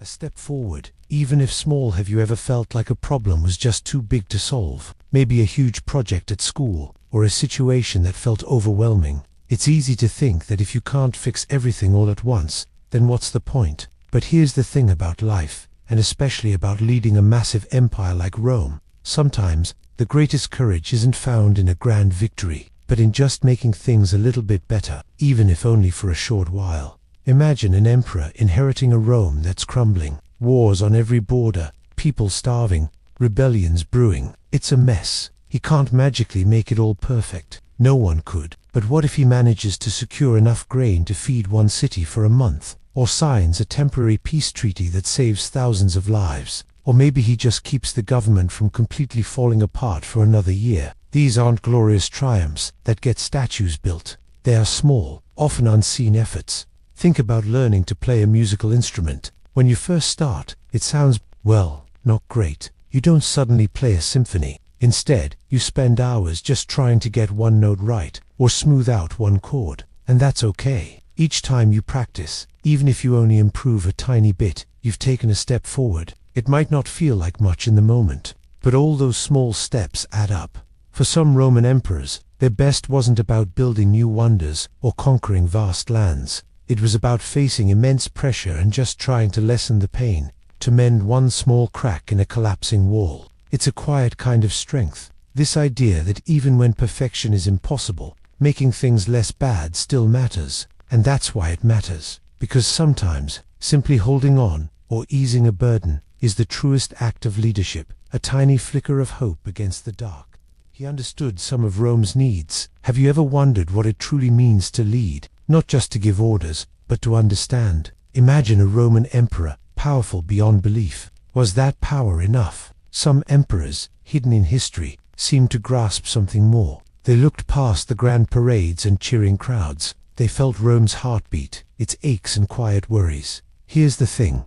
Rome wasn't just marble and legions. It was millions of people. Farmers in distant fields, merchants in markets, families struggling in crowded apartments. Each day, they faced challenges. They worried about food, safety, and a fair chance. A truly insightful emperor didn't just rule over these people. They ruled for them by seeing their daily struggles. Think of it like this. Your school principal doesn't just make rules. The best ones walk the hallways, talk to students, listen to teachers. They might notice if cafeteria food isn't great, or if some students feel left out. They understand a school isn't just classrooms. It's a community of feelings and experiences. And because they see those smaller, often invisible needs, they can make changes that truly help everyone. This emperor, in our minds, might have realized the stable food supply was more important than another gladiator game. Maybe they saw unfair taxes crushing families, even if the treasury looked full. Or perhaps they understood that belonging and justice were just as vital as winning a battle. It's a deep kind of wisdom, isn't it? To look beyond obvious strength and truly see a vast empire's quiet needs. That empathy, that quiet knowing, is what makes a leader truly connect and truly lead. It's not about being the strongest, but about being the most understanding. The leader who tried his best. Have you ever felt like you were trying your absolute best, pouring all your energy into something, but the odds were just stacked too high against you? That feeling, that heavy weight of effort, even when failure seems close, is something some Roman emperors knew well. Not every emperor could win or make Rome perfect. Some inherited a mess so big, it felt almost impossible to fix. These weren't always the strongest or most famous emperors. They didn't lead grand armies or build massive monuments. Their power wasn't in conquering, but in enduring. Their strength was in the quiet, lonely struggle to hold things together when everything was falling apart. They tried to be good when it felt pointless. They tried to fix what was beyond one person's repair. Here's the thing. Imagine you're on a sports team, down by a lot of points. The game is almost over, and you know you probably can't win. But do you just give up? Or do you keep playing your hardest, running, passing, defending, until that final whistle blows? That unyielding effort, even when the outcome seems decided, that's what we mean here. It's about dignity. It's about refusing to let despair win, even if you can't conquer the whole problem. Sometimes, true leadership isn't just about the victories we achieve. It's about the battles we fight with honor, even the ones we can't possibly win. It's about the courage to stand firm against a strong tide and to simply try your very best. It reminds us that even when things seem hopeless, giving our best effort is a powerful act of hope itself. And that's why it matters. Bringing a little order to the empire. Have you ever woken up, and for some reason, everything just feels chaotic, like your backpack is upside down, your plans are cancelled, and nothing seems to make sense? Now, imagine that feeling, but stretched across an entire empire, with millions of people. That's what it was like for many in the Roman world, when things started to unravel. When leaders were weak, or battles raged, life wasn't just messy, it became truly unpredictable and scary. It wasn't just small problems, it was a constant, gnawing worry about tomorrow. And here's the thing, people desperately needed someone to bring back order, not just new laws, but a feeling of safety, a sense that their world wouldn't collapse around them. They hoped for a leader who could somehow untangle the mess of wars, money troubles, and rivalries. It was a deep, human cry for security, for a predictable tomorrow when food would be available and homes would be safe. Think about a big school project, maybe putting on a play. If the director leaves, and no one knows their lines, their cues, or even what scene comes next, it would be a disaster, right? Everyone would be confused, stressed, and the whole play would fall apart. But when a strong director steps in, giving clear instructions, practicing tirelessly, everything starts to flow. There's a rhythm, a purpose, and suddenly, it all feels manageable. This is what an emperor was often asked to do, to be that director, that calming presence for millions. They had to untangle disputes, protect vast borders, make sure food arrived in cities, and give people hope. It wasn't just about showing off power. It was about trying to soothe the fears of millions of people. It was an enormous weight to carry, trying to bring a quiet comfort when everything else felt too loud. Even today, we look for that sense of order in our own lives, in our communities. We want to believe that someone, somewhere, is trying to make things right, to bring peace to the world's noisy corners. It's a reminder that leadership, at its core, often tries to offer a kind of steady hand when everything else feels wild and uncertain. The emperor who built a few good things. Have you ever thought about how complicated people can be? How someone might do some truly awful things, but also create something beautiful or useful that lasts for centuries. It's a strange idea, but it's real, especially when we look at history. Here's the thing about some Roman emperors. They weren't always good men. Many were cruel, selfish, and made terrible choices that hurt a lot of people. But sometimes, almost by accident, or maybe because they wanted to show off, they also built a few good things. Imagine Rome, this huge, bustling city. It needed roads, water, places for people to gather. Even if an emperor was a tyrant, he might still order the construction of an aqueduct to bring fresh water to the city, or maybe a grand bathhouse, a place where everyone, rich or poor, could go to wash and socialize. He might have started these projects to boost his own image, to make himself seem powerful and generous. His heart might have been cold, but the stone and mortar he commanded still stood, still served the people. It's a bit like a storm. A storm can bring destruction, knock down trees, and cause a lot of fear. But sometimes, after the storm passes, it leaves behind something unexpected, like clearing out old debris that was blocking a path, or filling a dry riverbed. The overall experience was rough, but a small, useful change happened to Dot. When we look back at these emperors, it's not always about labeling them simply good or bad. It's about seeing the full picture. A man might be remembered for his harsh rule and his terrible decisions, but he might also be quietly remembered by the lasting archway still standing, or the clean water still flowing from the fountains he built. It teaches us that even in the midst of darkness, useful things can be created, and sometimes, those creations quietly make life a little better for countless people, long after the hands that ordered them are gone. It's a quiet reminder of how complex our world, and the people in it, truly are. A fair ruler. Most of the time, what does it truly mean to be fair? We all think we know, right? Like when you share snacks equally with a friend, or a teacher gives everyone the same time for a test. But what if you're an emperor, ruling millions of people? Imagine that. Wait, it's not just about sharing candy then. It's deciding who gets food, who pays taxes, who lives in peace, and who goes to war. This immense power rested solely on one person's shoulders. For Roman emperors, fair was a complex storm. They had to keep powerful senators happy, the restless army loyal, and the vast population from rebelling. Sometimes, being fair to one group meant seeming unfair to another. Maybe a new tax was needed to fund essential projects, but it felt heavy to the poor. Or a general was punished for a mistake, even if he was a popular hero. It wasn't simple good versus bad. It was often hard choice versus harder choice. Think about a coach picking a team for a big game. They choose who plays, who sits on the bench. Each player believes they deserve a spot. The coach isn't trying to be mean. They're picking the best team to win, for the good of everyone. But to the player who doesn't get to start, it might feel deeply unfair, like their hard work wasn't seen. That's a tiny echo of the pressure a Roman emperor felt, magnified 1,000,000 times. Their decisions impacted entire lives, entire futures. So when we look back at these powerful figures, we see that being fair wasn't a constant, easy state. It was a daily battle, a constant balancing act. Sometimes they succeeded, showing real justice and wisdom. Other times, they stumbled, swayed by fear or ambition, and their fairness cracked. It reminds us that even with immense power, the human heart still grapples with what's right, and that true fairness remains a beautiful, difficult goal for all of us, no matter our role.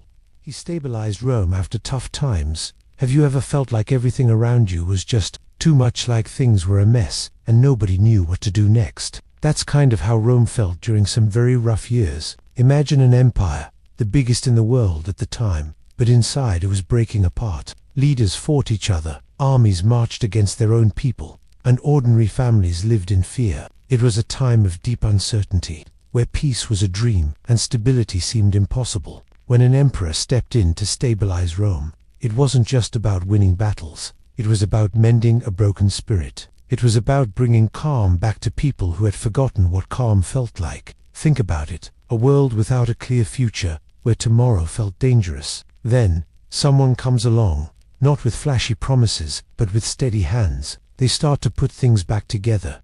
piece by careful piece. They make sure laws are fair, that trade can happen safely, and that soldiers protect the borders instead of fighting among themselves. It's like when you're building a complicated model, and a lot of pieces are just scattered everywhere. You feel stressed and confused, but then you take a deep breath, and you start sorting. You find the right parts, you follow the instructions, and slowly, the chaos turns into order. You begin to see the shape of something strong and complete emerging, that feeling of relief, that quiet satisfaction when something broken is finally made whole again.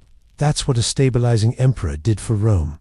This kind of leader didn't always grab headlines with grand victories. Sometimes, their greatest triumph was simply making sure people could sleep at night without fear. It reminds us that sometimes the most powerful act isn't to conquer, but to heal, to bring a sense of quiet hope back to a world that desperately needed it. And that feeling, that sense of security restored, is a profound and lasting legacy. The guy who cared about his soldiers. Have you ever felt truly seen by someone in charge? Not just as a number, or a task to be done, but as a person with thoughts and feelings. In the Roman Empire, most emperors saw their soldiers as tools. They were there to fight, to build, to expand. Their personal lives, their fears, their pain, these often didn't matter much. But here's the thing, some emperors were different. They understood these were real people, far from home, facing death every day. Imagine marching for weeks, hungry, tired, your feet aching. Then, your emperor, the most powerful man, walks alongside you. He shares your simple meal. He asks about your family. He listens to your worries. This wasn't just a show. This was a deep, quiet understanding. It built incredible loyalty. When a leader truly cares, you don't just follow orders. You give your best, because you feel valued. Think about working on a big group project, or playing on a sports team. Maybe you had a teacher or a coach who really paid attention, not just to your grades or scores, but to you. They noticed when you struggled. They offered a kind word, or stayed late to help. That feeling, knowing someone is in your corner, makes all the difference, right? It makes you try harder. It makes you feel part of something bigger, where your well-being matters. For a Roman soldier, this kind of care was rare. It meant the difference between feeling like a pawn and feeling like a crucial part of a shared destiny.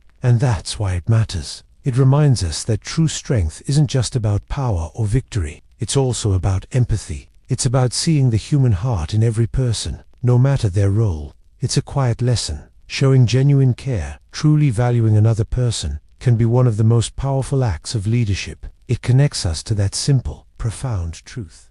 Making laws that helped people. Have you ever thought about what it means for one person to hold so much power? Imagine being an emperor, at the very top. Your decisions could change the world for millions. For Roman emperors, making laws was a huge job. These weren't small rules. They touched everything. How people bought and sold, how crimes were judged, even who was free. Think about it like this. In your school, the principal makes rules. Some might seem annoying, like no phones in class, but other rules, like making sure everyone has a safe place to learn or enough books, actually help. Now, imagine that principal had power over an entire country, millions of students and families. That's the kind of weight an emperor carried. When a new law came out, it wasn't just a suggestion. It became the fabric of daily life, something everyone had to live by. For an ordinary Roman, or even an enslaved person, a good law could feel like sunshine after a storm. It meant fairness, not injustice.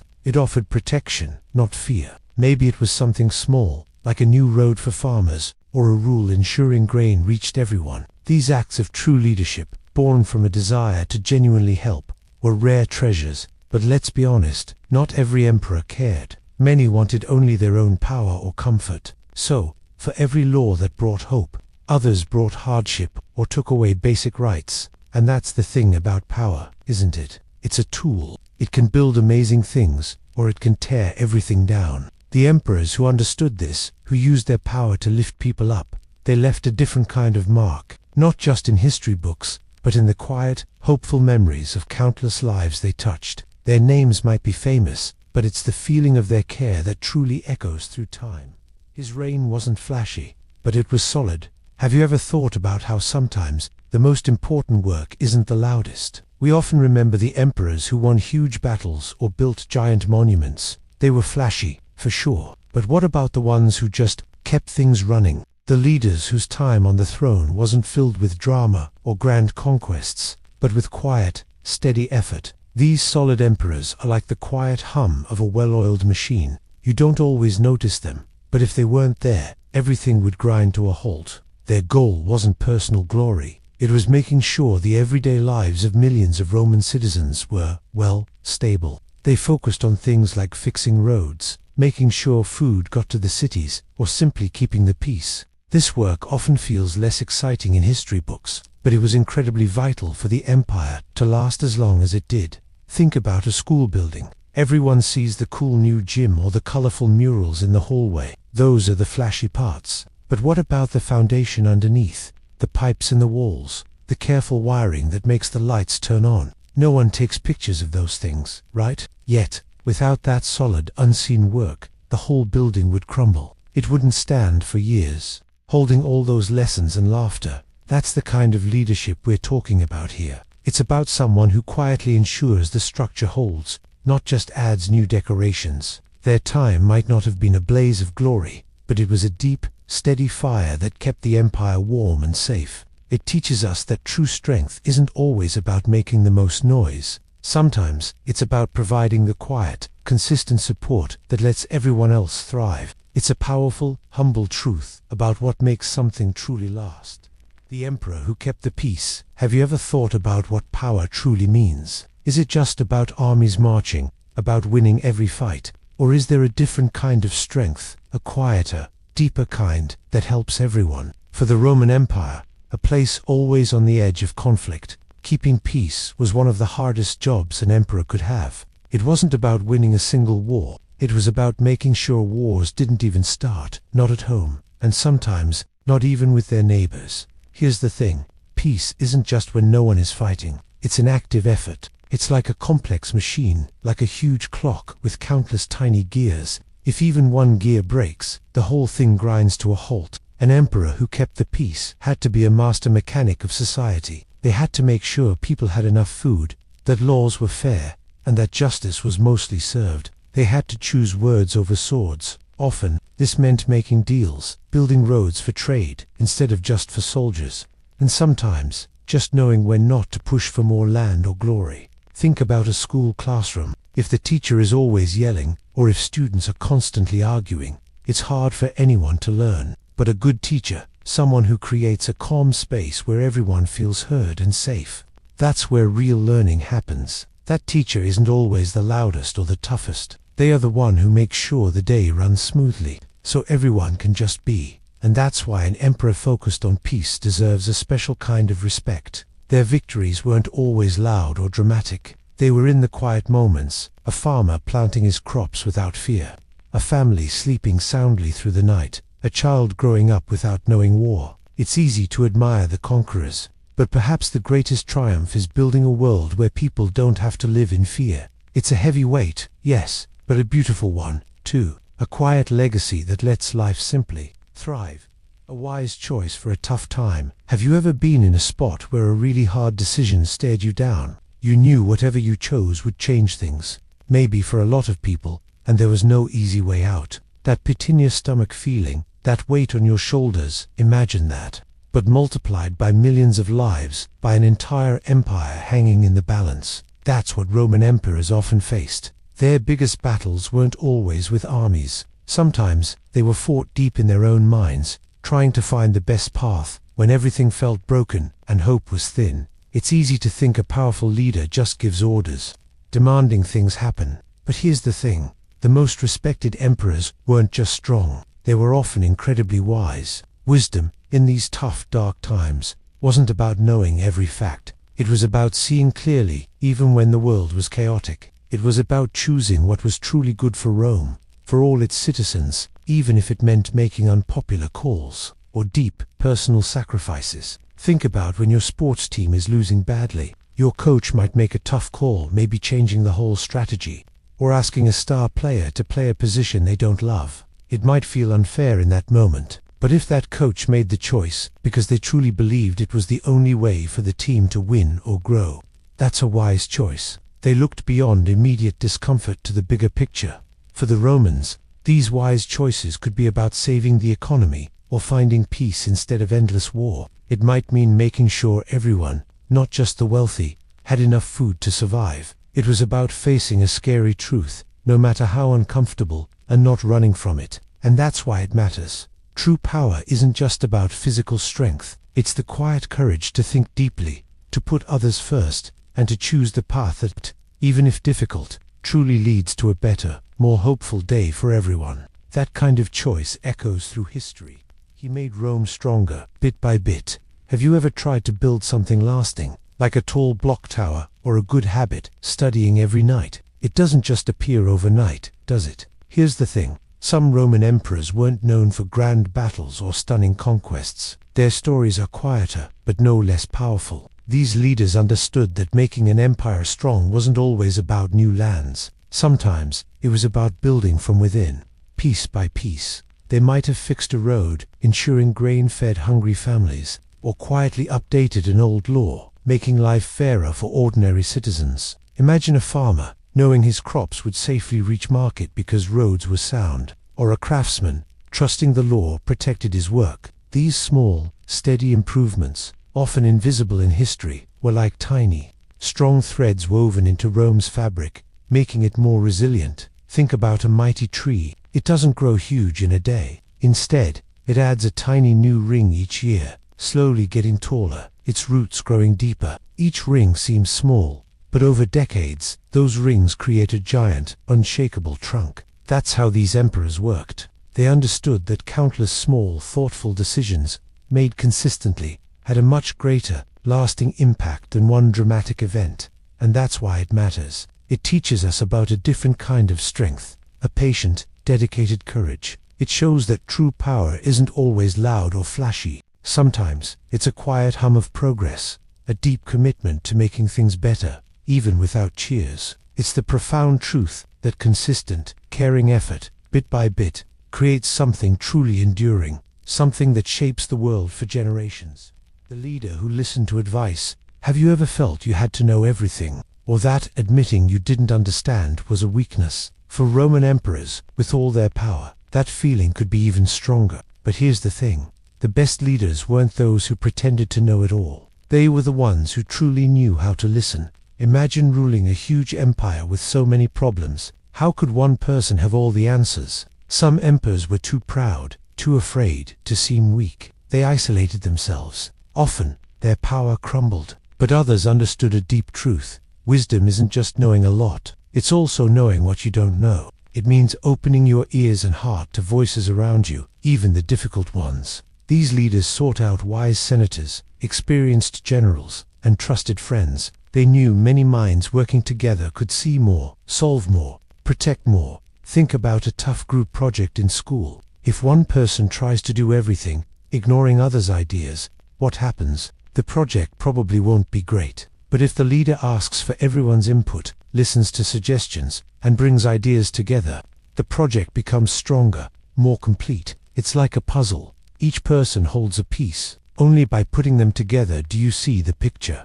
A leader who listens shows a different kind of strength. It's the quiet power of humility, the courage to be guided. True greatness isn't built alone. It's built on shared understanding, on believing every voice has value. Sometimes, the best path forward is found not by speaking, but by truly hearing. And that's why it matters.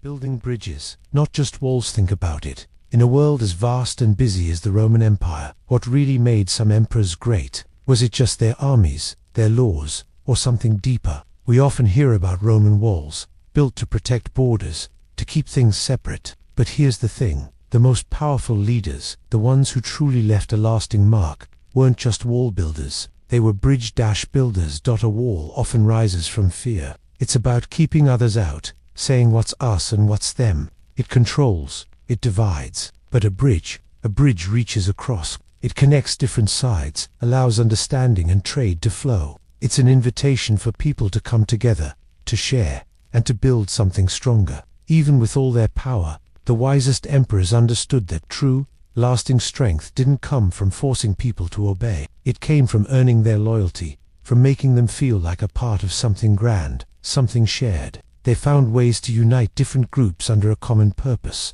Instead of just ruling through fear, think about a time you worked on a team project in school. If one person tries to do everything alone, or acts like only their ideas matter, it creates a wall, right? People feel shut out, and the project suffers. But what if someone listens to everyone's thoughts, helps different people connect their unique skills, and builds a way for every voice to be heard? That's building a bridge. The project gets better, and everyone feels a part of the success, because they are connected. This quiet kind of power, this bridge building, is about seeing others, even those who seem very different from you. It's a reminder that even the biggest empires, or the smallest friendships, grow truly strong not by pushing away, but by reaching out. And that lesson, echoing from ancient Rome, still whispers to us today. Real strength, lasting power, often comes not from how high you build your walls, but how wide you build your bridges.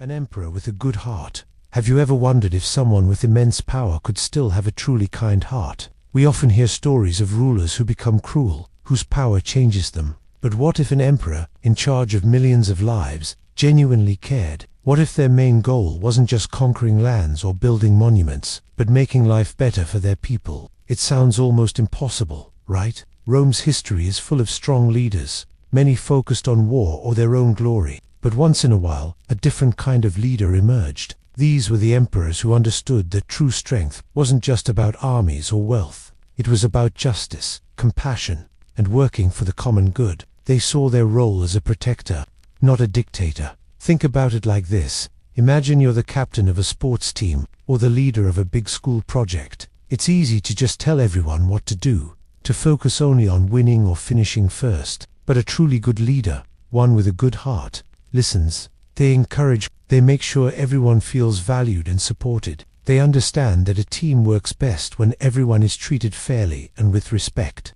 An emperor with a good heart acted like that, but on a massive scale, for an entire empire. They tried to build a society where people felt safe, where laws were fair, and where there was a sense of hope.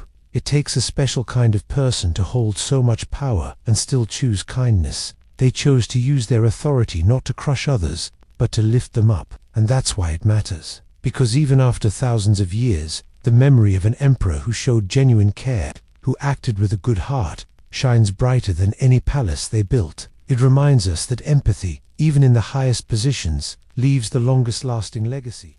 The one who brought a sense of calm. Have you ever felt a huge sigh of relief after a really chaotic time? Maybe a fight with a friend stopped, or a big test was finally over. That calm, quiet feeling is powerful, right? For the Roman people, there were times when their world felt like constant earthquakes, wars, power struggles, and leaders falling left and right. It was a time when fear was a daily thing. Then, once in a while, a ruler stepped in who understood something deep about human hearts. They knew people didn't just want power or glory. They desperately wanted to feel safe. They wanted to know their families wouldn't starve, that their homes wouldn't be burned, and that tomorrow held some promise. This kind of emperor didn't just win battles. They won over minds and spirits by bringing peace. They built systems that lasted, like roads that connected everyone, or laws that felt fair, making life predictable in a good way. Think about it like this. If your school has been really stressful, maybe with lots of arguments or unfair rules, and then a new principal comes in, this principal doesn't yell or make big, sudden changes. Instead, they listen. They set clear, simple rules, and they make sure everyone feels heard and respected. Suddenly, the hallways feel a little less tense. People smile more. That's the feeling of calm returning, a sense that things are going to be okay. It's not about being exciting, but about being steady, like a strong tree in a gentle breeze. This kind of leader understood that true strength isn't always about being the loudest or the toughest. Sometimes, it's about the quiet work of making things stable, predictable, and kind. It's about creating a space where people can finally breathe, where they can build their lives without constant worry. And in the vast, often brutal story of Rome, the emperors who brought this peace, this quiet sense of calm, might just be the ones who truly helped their people flourish. Their legacy wasn't just in grand monuments, but in the softened worry lines on a farmer's face, or the secure laughter of a child playing in the street. That kind of peace, that sense of deep, quiet stability, is a gift beyond measure, a true mark of a leader's wisdom and compassion. His legacy, solid and dependable, Have you ever thought about what really lasts? Not the loud, flashy things, but the quiet, steady ones. When we talk about a leader's solid and dependable legacy, we're thinking about the kind of strength that isn't always seen on a battlefield or heard in a big speech. It's about building things, systems, and trust that stick around long after they're gone. It's the lasting effect of wisdom and care.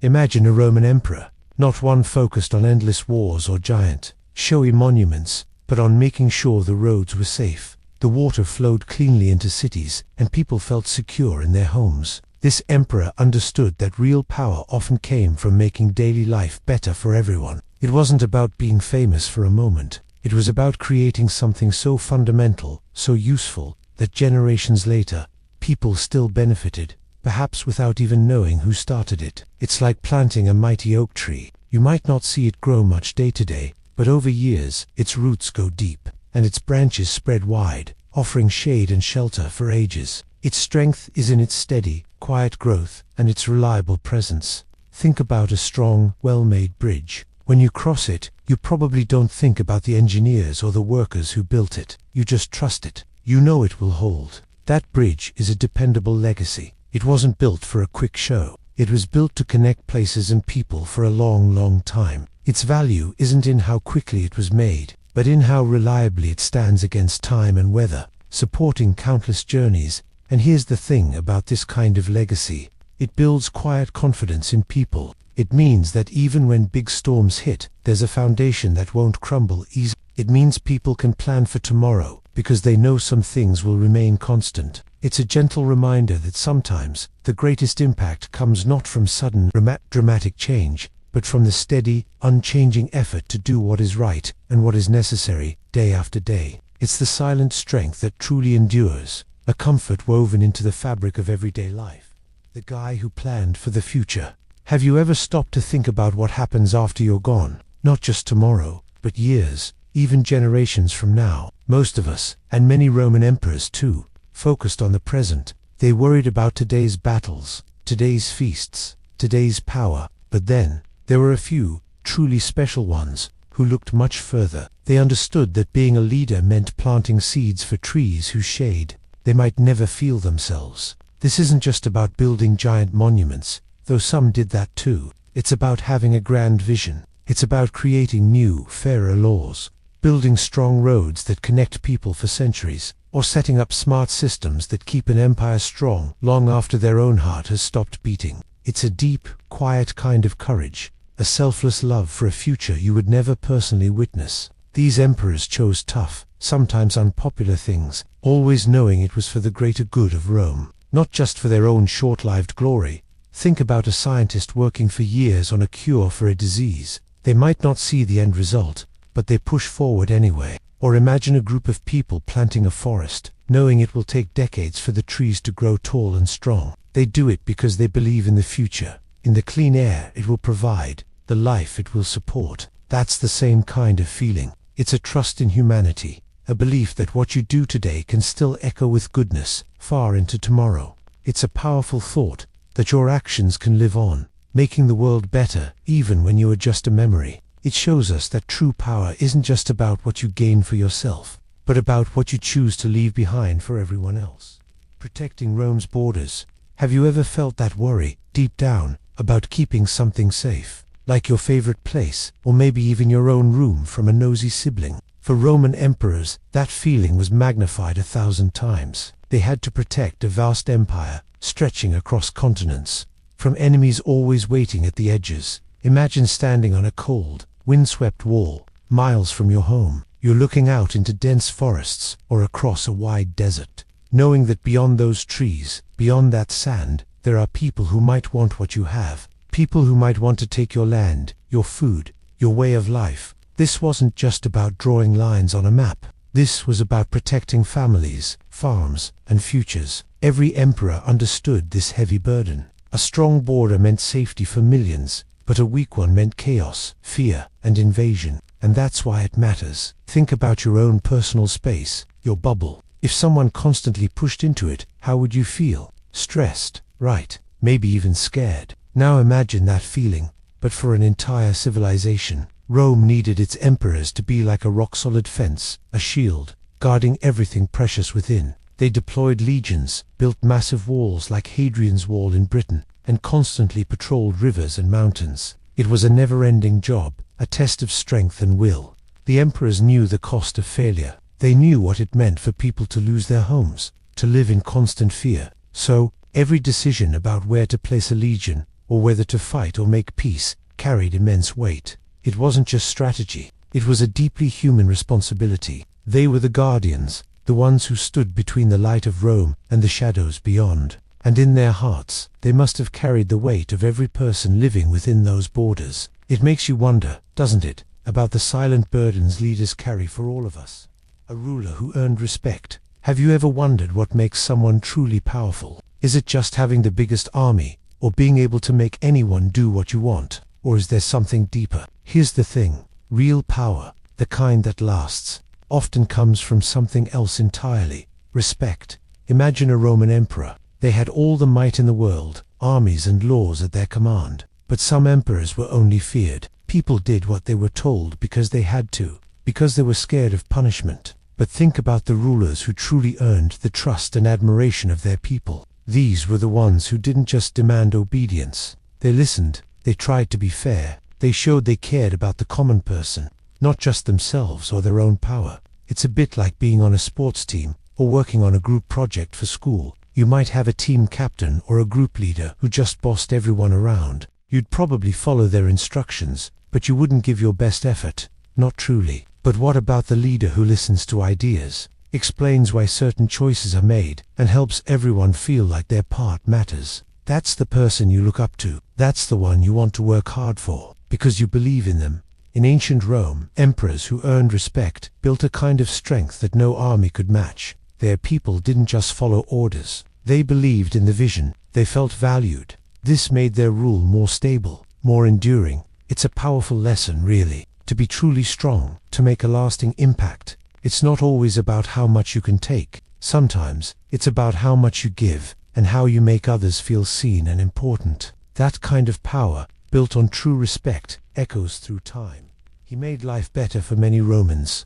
Have you ever thought about what it truly means for someone in charge to make life better? Not just for themselves, or their friends, but for regular people, folks just trying to get through the day. We often hear about emperors who won big battles or built grand palaces. Those things sound important, sure. But for someone living in ancient Rome, what probably mattered more was much simpler. Imagine waking up each morning. Would you have clean water? Were the streets safe to walk down, or were thieves a constant worry? If you had a problem, like a broken roof or a neighbor causing trouble, would fair laws help you? Or would powerful people just do whatever they wanted? An emperor who truly made life better often focused on these everyday things. They might have fixed old aqueducts so fresh water flowed reliably. They could have set up courts where everyone, even the poor, got a fair hearing. Sometimes, they even stored food so no one starved when harvests were bad. Think about it like this. It's like when your city fixes all the bumpy roads and sidewalks.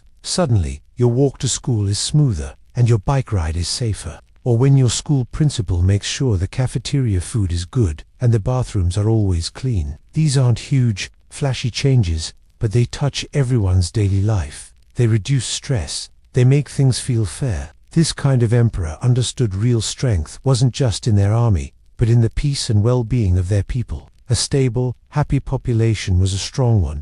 So, when we look back at these powerful figures, it's easy to focus on their crowns or conquests, but maybe the real measure of their impact, the true echo of their time, lies in the quiet, steady improvements they brought to millions of lives. It makes you wonder about the kind of mark we leave, not just with big gestures, but with kindness and fairness in the everyday. The emperor who saw the big picture. Have you ever stopped to think about what it truly means to look beyond today, beyond your next class, or even what's just happening next week? We're talking about seeing the whole sweep of time, the incredible way one choice can ripple out and touch not just your friends, but even generations far into the future. Most Roman emperors focused on the present, winning the next battle, collecting taxes for now, keeping things calm day by day. But a very special few, the ones whose names still carried deep weight in history, they saw something much bigger. These emperors weren't just thinking about the next season's harvest or where the next army should march. They were truly imagining what Rome would be like in 50, 100, even 500 years down the line. They understood that their every action had consequences that would echo through the vast halls of time, shaping the lives of people they'd never meet. This isn't just careful planning, it's a deep, almost profound understanding of how everything connects. It's knowing that every road built, every law passed, every peace treaty made, was like a vital thread in the giant, intricate tapestry of the empire's long future. Think about it like this. Imagine you're playing a really big, long strategy game, like chess, where you're not just thinking one move ahead, but seeing the full winning plan many turns into the game. Or, maybe even simpler, consider how an amazing architect designs a grand building. They don't just sketch one room, they picture the entire magnificent structure, how the deep foundation supports the tallest roof, how the plumbing lines connect to every faucet, how the sunlight will pour through the windows morning and evening. They see the whole thing, finished and thriving, long before the first brick is even laid. An emperor with this kind of incredible vision carried a different, often heavier kind of burden, yes, but also a profound sense of purpose. They weren't just putting out daily fires. They were carefully planting seeds for a resilient, lasting forest. They understood that true strength isn't just about immediate power, but about building an enduring legacy. And that's a lesson that travels far beyond ancient Rome. When we learn to look at the whole picture in our own lives, from our friendships to our studies, we start to build something that genuinely matters, something that has deep roots and can withstand the storms. It helps us feel more connected, more purposeful, and maybe even a little bit timeless ourselves. A time of growth and prosperity. Have you ever felt that quiet calm when everything just seems to click into place? When your life feels steady and you know what's coming next? For the vast Roman Empire, there were special times like that too. These weren't just good years. They were eras when the empire truly breathed, stretching out in a feeling of safety and quiet power. We call this a time of growth and prosperity.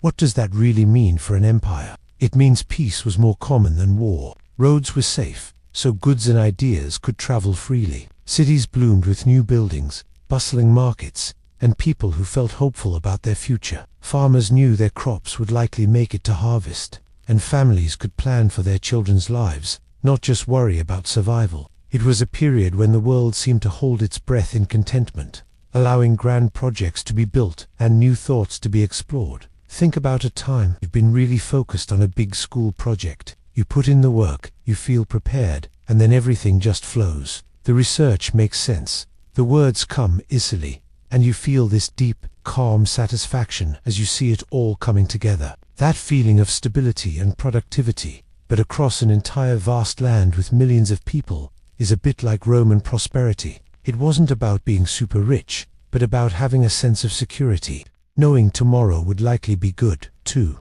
These golden ages for Rome weren't just about marble statues or full treasuries. They were about the human spirit finding room to bloom. It shows us how much we need that stable ground beneath our feet to build, to dream, and to simply live without constant fear. It reminds us that sometimes the greatest strength isn't in conquest, but in the quiet, steady rhythm of peace. The leader who united people. Have you ever felt like everyone around you was pulling in different directions? Like in a group project where everyone has their own idea, and it's hard to agree. Now imagine that on a massive scale, an entire empire, full of diverse people, different beliefs, and old rivalries. A leader who united people wasn't just someone with a big army or clever strategies. They were someone who could mend those invisible tears between groups, someone who could help people see past their differences and toward a common goal. The Roman Empire was immense, stretching across vast lands with countless cultures, languages, and traditions. It was a place ripe for division, for arguments that could explode into civil wars, tearing the very fabric of society apart. The greatest emperors understood that true power wasn't just about conquering new lands. It was about conquering the discord within. It was about creating a sense of belonging for everyone, making each person feel like a vital thread in the grand tapestry of Rome. Think about a school sports team. Maybe some players are naturally talented, while others have to work harder. Maybe some friends only pass the ball to each other. If the captain doesn't unite them, if they don't help everyone play as one, the team will fall apart. But a leader who truly brings people together helps each player understand their role, value their teammates, and realize that their combined strength is far greater than any individual's. They create a feeling of shared purpose, a belief that together they can achieve anything. That ability to forge a single heart from many different ones is a rare and beautiful gift. It's not just about stopping fights, it's about inspiring hope, about showing people a future where they can stand shoulder to shoulder instead of back to back. Such a leader builds more than just roads or monuments. They build trust and a lasting peace within the soul of an empire. Their legacy isn't just in what they conquered, but in the harmony they created, leaving behind a profound sense of unity that echoes through time. His reign was a time to remember. Have you ever thought about how some moments just stick with you, like a specific summer or a year at school where everything felt truly different? For the emperors of ancient Rome, some of their times in power, their reigns, were exactly like that. They weren't just a list of dates and battles. They were periods that burned themselves into the hearts and minds of people, leaving an echo that stretched across centuries. Here's the thing. A time to remember doesn't always mean everything was perfect. Sometimes it was a time of great challenge, where people had to pull together. Other times it was a golden age, full of hope and new ideas. But no matter what, these moments truly felt alive. The emperor at the top wasn't just making laws. They were shaping the very air people breathed, the stories they told, the dreams they dared to dream. The weight of that responsibility, to be the one whose choices could color an entire era with joy or sorrow, is immense. Think about when your favorite sports team won a huge championship, or your community came together for something important. It wasn't just the win, right? It was the feeling in the air, the shared excitement, the sense of being part of something bigger. That collective memory is what makes a time truly unforgettable. A powerful emperor's reign could create that same deep, shared feeling across an entire empire. So, when we look back at these Roman emperors, we're not just counting their victories or failures. We're trying to understand the pulse of their era. What did it feel like to be alive then? What lasting mark did they press onto the world, making their time a memory that refused to fade? It reminds us how deeply connected we all are, across time, by the simple, profound fact of human experience. Every day, our own choices add to the memories others will carry.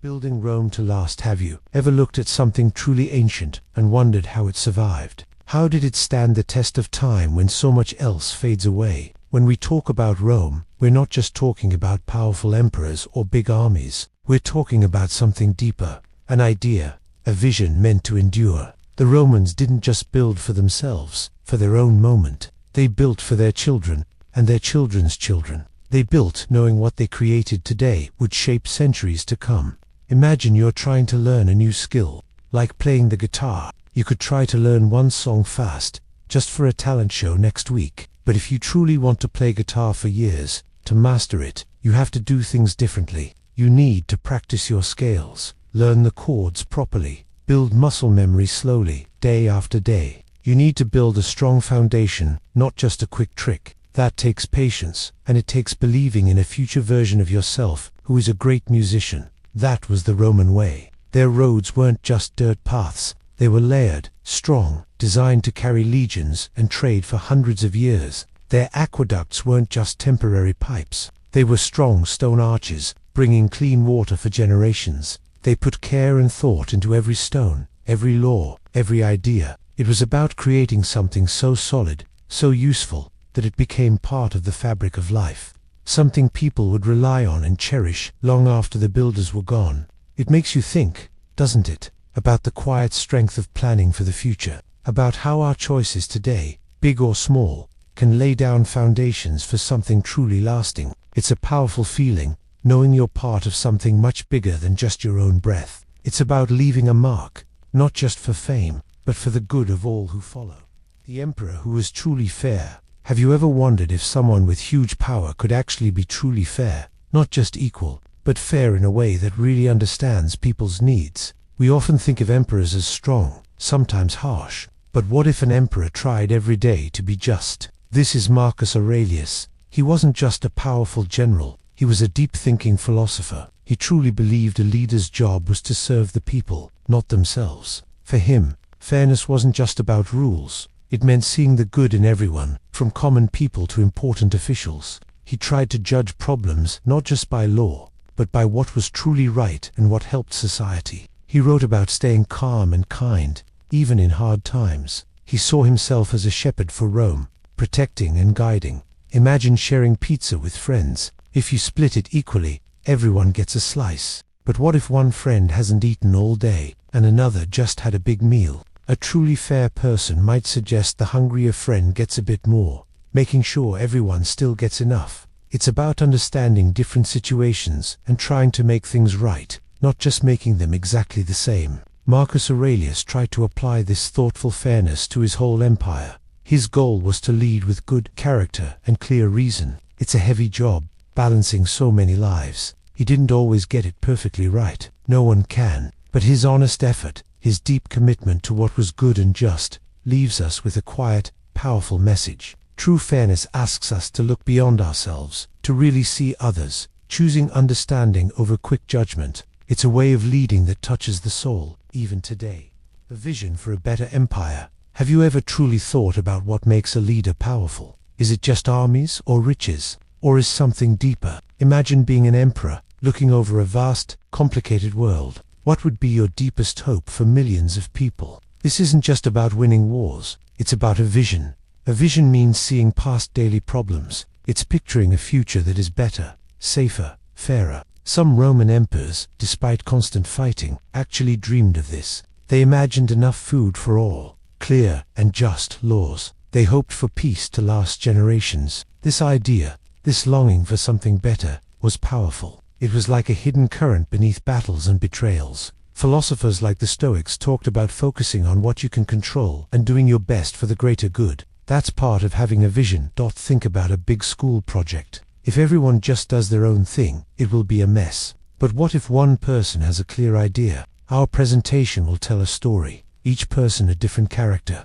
That's a vision. Suddenly, everyone knows what they're working toward. Even with hard work, that shared picture helps you move together. An emperor's vision was like that, but on a massive scale.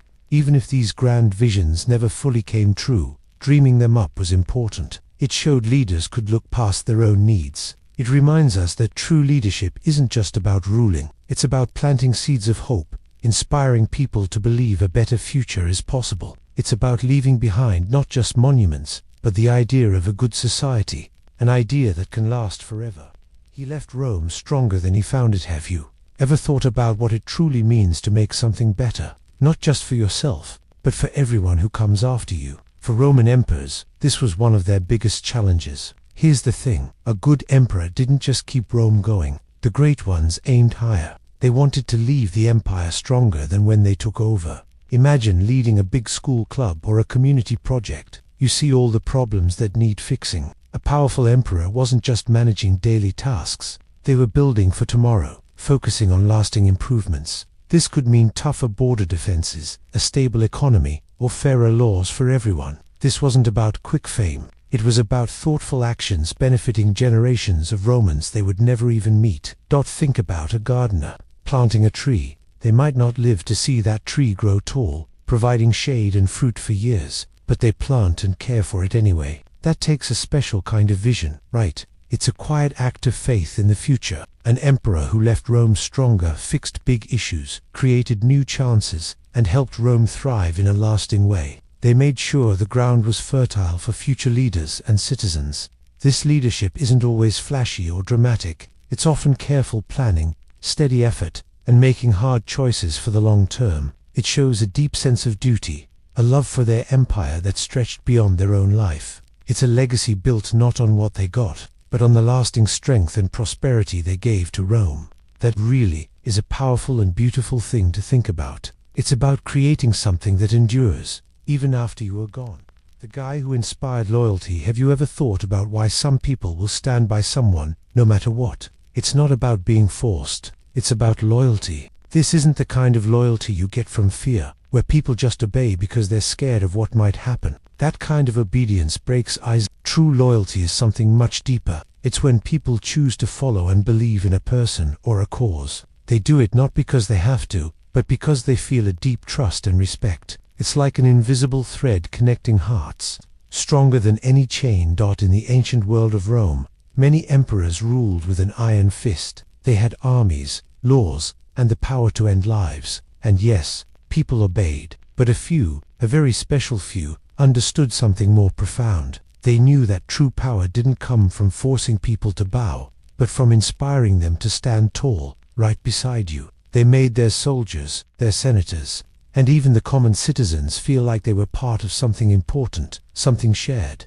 They didn't just give orders, they showed a vision, they cared for their people, and they earned that rare, precious gift of genuine devotion. Think about a school project, or maybe a team you're on. There's a leader who bosses everyone around, right? You might get the work done, but you probably don't feel great about it. Now, imagine a different leader, someone who listens to everyone's ideas, who makes sure everyone feels valued, even when things are tough. They make you feel like your contribution really matters. You want to work hard for that person, you want to make them proud, and you want the team to succeed, not just because you have to, but because you believe in them, and in what you're doing together. That's loyalty in action, built on mutual respect and shared purpose. This kind of loyalty is a quiet strength. It creates bonds that last through hardships, stronger than any law or threat. It's a leader's greatest achievement, not found in riches or raw power, but in the unwavering hearts of those who freely choose to follow. It reminds us that the deepest connections are built not on control, but on trust, care, and making others feel truly important. This leaves a legacy far beyond any empire. Rome's golden age under his hand. Have you ever felt that rare, perfect moment, when everything just feels right, calm, and full of hope? Imagine an entire empire feeling that way, not for a day, but for decades. For Rome, there were special periods, times when the world just settled. It wasn't about endless wars or brutal power struggles. It was about things working. New buildings rose, people felt safe. New ideas bloomed, changing how people lived. Here's the thing, those moments weren't accidental. They came because of one person at the top.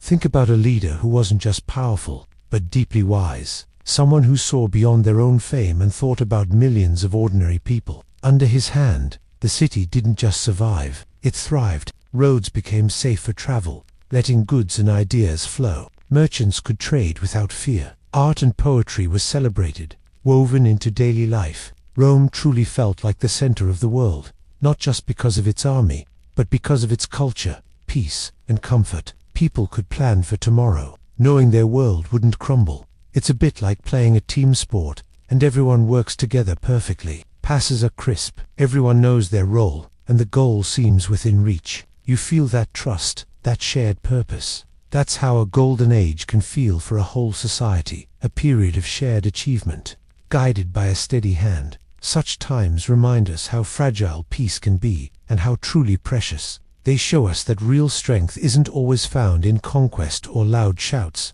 Instead, it's in creating a world where people can simply live their lives fully, explore their talents, and flourish. One person, with vision and genuine care, could lift a whole civilization into its brightest, most peaceful days. This leaves a legacy of calm and beauty that echoed for centuries. And that's why it matters. The memory of what's truly possible when leadership genuinely serves its people. The emperor who made smart moves. Have you ever stopped to think about the quiet weight of a truly big decision? Imagine being an emperor of Rome. You're not just picking out clothes. You're deciding the fate of armies, the lives of thousands, the future of an entire world. That's a heavy burden. It's exactly where truly smart moves were born.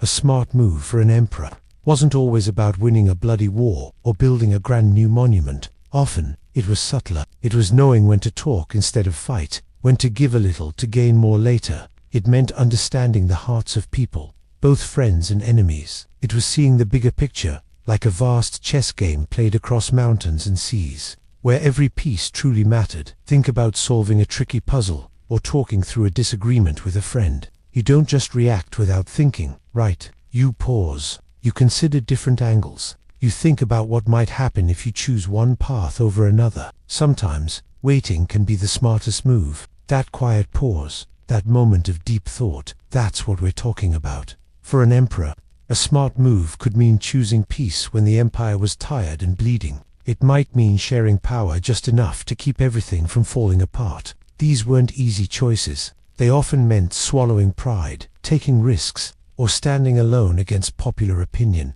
But here's the thing. Those thoughtful choices often built something far stronger than any conquest. They created stability, a flicker of hope in a world often full of fear. They weren't flashy, but they were deeply powerful. They remind us that wisdom isn't about being the loudest or the strongest. It's about seeing clearly, even in chaos, and choosing the path that truly serves a greater good. And that, in its own quiet way, leaves a legacy that echoes far beyond any single lifetime. A legacy that still shines today. Have you ever stopped to think about how much of our world, right now, was shaped by people who lived thousands of years ago? It's kind of amazing, isn't it? The Roman emperors we've talked about, good or bad, left marks on history that are still incredibly clear, like ancient footprints in the sand that never faded. These powerful leaders made choices that ripple through time, changing not just their own empire, but how we live our lives today. Think about it. Our laws, many of our government ideas, even the roads we drive on, sometimes have roots that twist all the way back to Rome. They built things to last, not just structures of stone and concrete, but also ideas about justice, about order, about what it means to be part of a society. These ideas, hammered out in grand palaces and on dusty battlefields, still whisper to us. It's a bit like how a powerful river carves its path. Even if the river changes course or dries up over time, the deep canyon it created remains. You can see its shape, feel its impact, long after the water is gone. For instance, the very idea of a school principal and a student council, or having rules everyone agrees to follow, those basic structures of organization and shared power. Those ideas were strengthened and spread by the Romans. They believed in systems, in making things work for a lot of people, even if it meant harsh decisions sometimes. So when we look around at our own world, at the buildings, the legal codes, or even just the way we organize our towns, we're seeing echoes. We're feeling the presence of those emperors, their ambitions, their flaws, and their genius. It reminds us that every choice we make, every idea we share, also has the potential to become a whisper, or even a roar, in the future. Our lives are part of a very long story, stretching far back and reaching far forward, and that's pretty humbling to think about.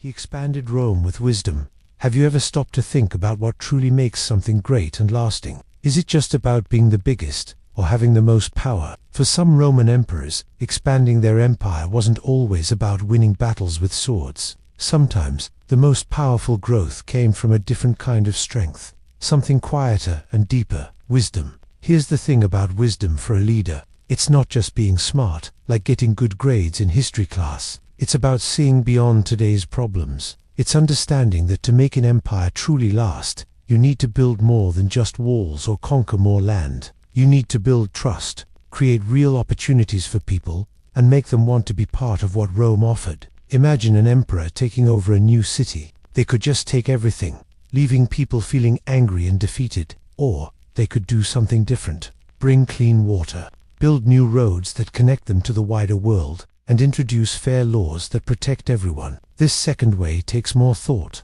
patience, and heart. But that's how you really expand an empire, by reaching people's hearts and minds, not just taking their territory on a map. It's a bit like trying to build a really strong, lasting friendship group. You don't just tell everyone what to do or demand they be your friend. We all know that doesn't work, right? Instead, you listen, you share, you find ways to make sure everyone feels included and important. You create a space where people feel safe, heard, and valued. That's how your group grows naturally, becoming stronger and more connected over time, because everyone feels a part of it. The same idea applied to Rome. So, when an emperor chose to expand Rome with wisdom, it meant they cared about the future of all their people. They thought about how to bring new cultures in, how to genuinely improve daily lives, and how to make the vast empire feel like a home for everyone, not just a place they were forced to obey. This kind of growth builds deep roots. It creates a feeling of belonging that can last for generations. It shows us that the greatest power isn't just about crushing others, but about lifting them up and weaving them into something larger and enduring. It's about making choices that echo with goodness, long after the noise of any battle fades into history. The leader who was a true statesman. Have you ever wondered what it truly means to be a statesman? It's a word we sometimes hear, but what does it really stand for? In ancient Rome, being an emperor often meant power, armies, and grand buildings. But a statesman, that's something far deeper. It's about looking beyond just your own reign, seeing the future, and making choices that help everyone.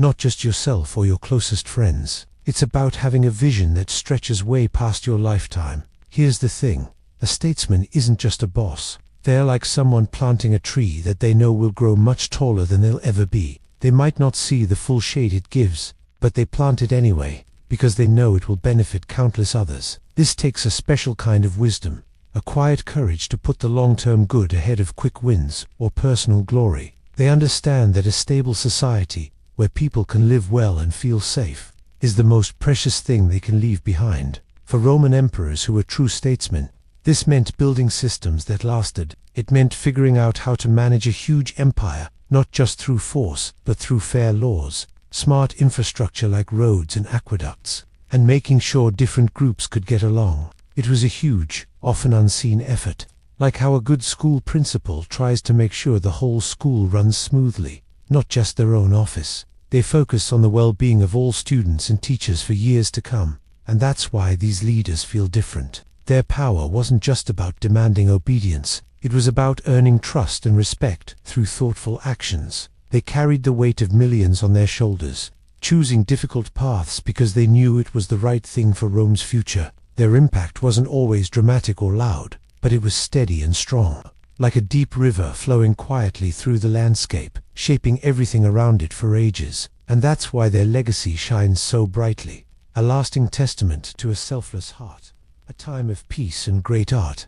Have you ever noticed how much easier it is to truly focus when things are calm? Like trying to draw or write, it's hard if there's noise or you're worried. Ancient Rome experienced this, but on a huge scale. For many years, Rome had a special time, the Roman peace. It wasn't perfect. Problems always remained, but mostly, the empire wasn't ripped apart by huge wars. The borders were safe, and leaders, even with their faults, brought a sense of order. Here's the thing, when people feel safe, not constantly worried about danger, something amazing happens. They get the space and energy to think beyond just survival. This is when human creativity truly shines. Think of building a complex Lego castle. You need a stable table and enough bricks. You can't build it if the table keeps shaking. This piece in Rome was that stable table. It let architects design incredible temples and aqueducts. Sculptors made statues that seemed alive. Writers created poems and plays exploring deep ideas.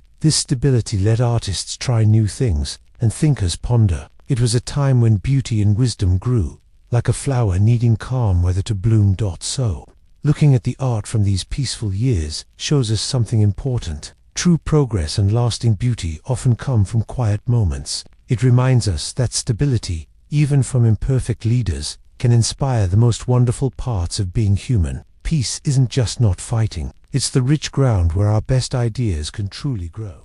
The emperor who cared deeply for all. Have you ever thought about what it means to truly care for everyone around you, especially when you're in charge? Imagine being the most powerful person in the world, an emperor with vast lands and armies. Yet, your heart aches for the struggles of a farmer, a merchant, or even a child in a far-off city. It's easy to think of rulers as distant, focused only on power or wars. But sometimes, history surprises us. Sometimes, a leader rises who carries the weight of every single person's well-being on their shoulders. For the Roman Emperor Marcus Aurelius, this wasn't just a job, it was his deepest calling. He believed his power wasn't meant for himself, but for the good of the entire empire. He followed a philosophy called Stoicism. It taught him that even if bad things happen, we can control how we react. More importantly, it taught him that all humans are connected, like parts of one body. His writings, called Meditations, are like a personal diary. In them, he constantly reminded himself to be patient, just,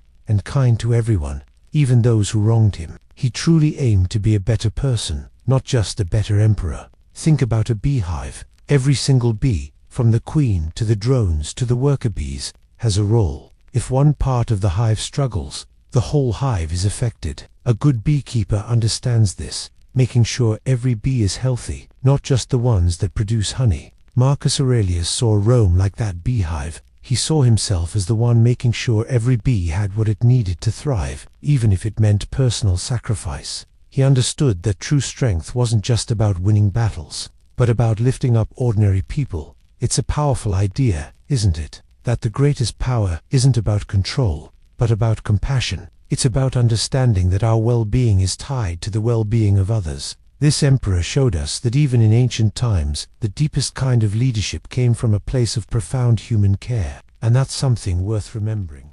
He ruled with both strength and kindness. Have you ever thought about what makes a leader truly great? Is it just having all the power, or is there something deeper? For many Roman emperors, being powerful meant being tough, even cruel. It meant winning wars and showing no weakness. But some of the most remarkable leaders understood a different kind of strength. They knew true power wasn't just about force, but also about kindness, fairness, and understanding.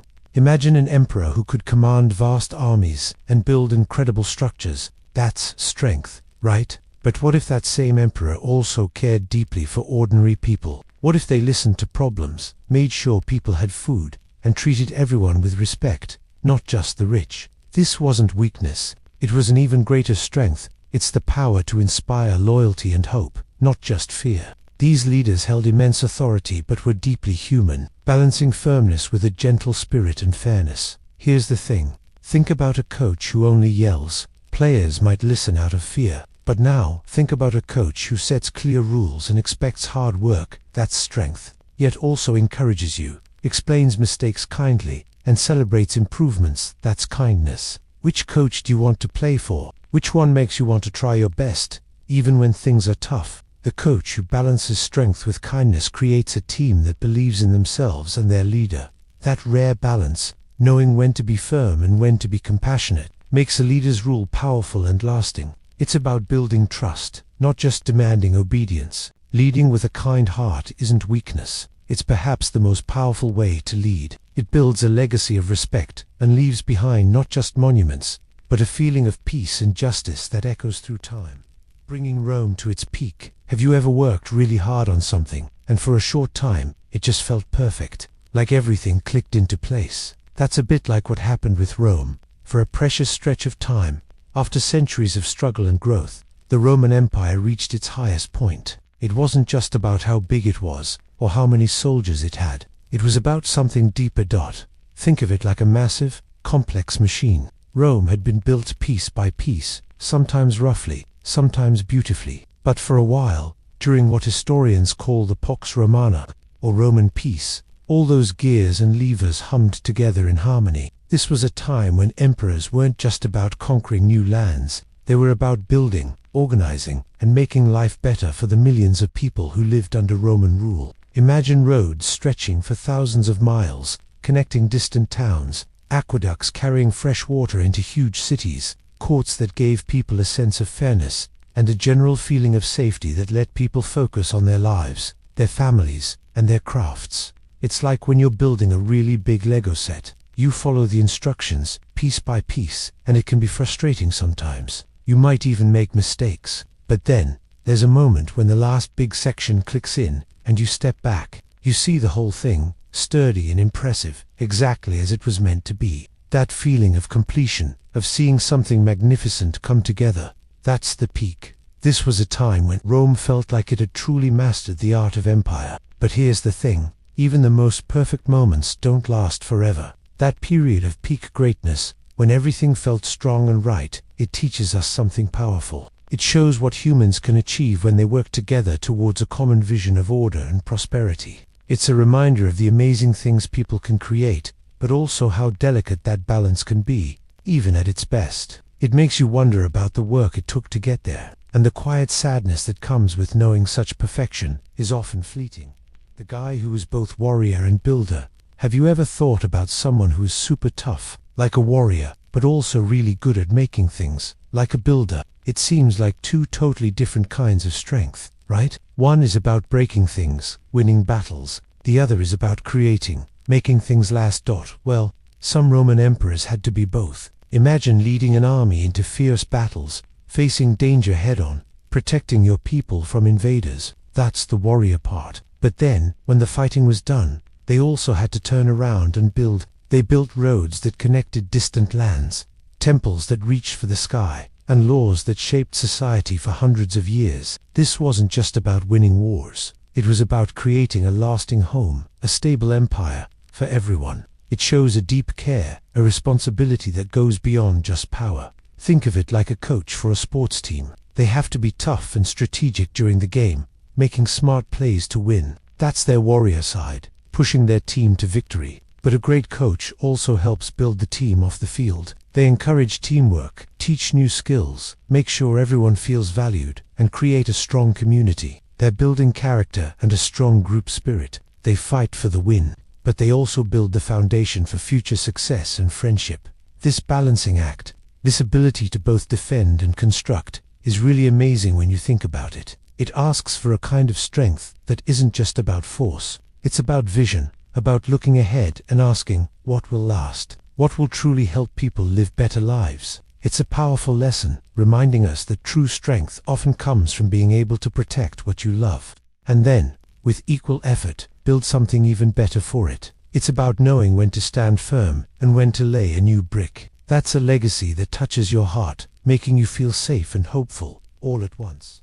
His decisions shaped Rome's future. Think about it for a moment. How many paths stretch out before you every day? You make choices, big and small. Maybe you pick one outfit over another, or decide to study for a test instead of just playing games. These choices feel personal, right? They change your own day, your own path. But what if your decisions didn't just affect you, but millions of people, for hundreds, even thousands, of years? That was the incredible, heavy burden of a Roman emperor. They stood at the very top of an enormous, powerful world, holding more sway than almost anyone before or since. Every single day, they faced choices that were almost impossible.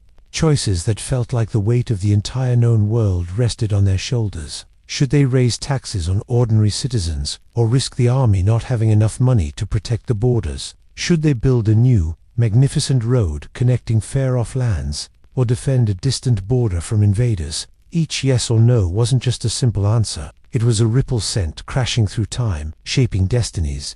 A choice made in a palace in Rome could mean a family in a far-off province would thrive and prosper, or tragically starve and lose everything. Here's the thing. It's a bit like being the captain of a massive ship, sailing through unknown stormy seas. Every course correction you make, every order you give, every decision to hoist the sails or drop anchor, changes where that ship goes. And not just for you, but for every single person on board. One wrong turn could mean disaster. A good choice could lead to new lands and safety. The emperor's choices were like that, but with real lives, real cities, and the very spirit of an empire at stake.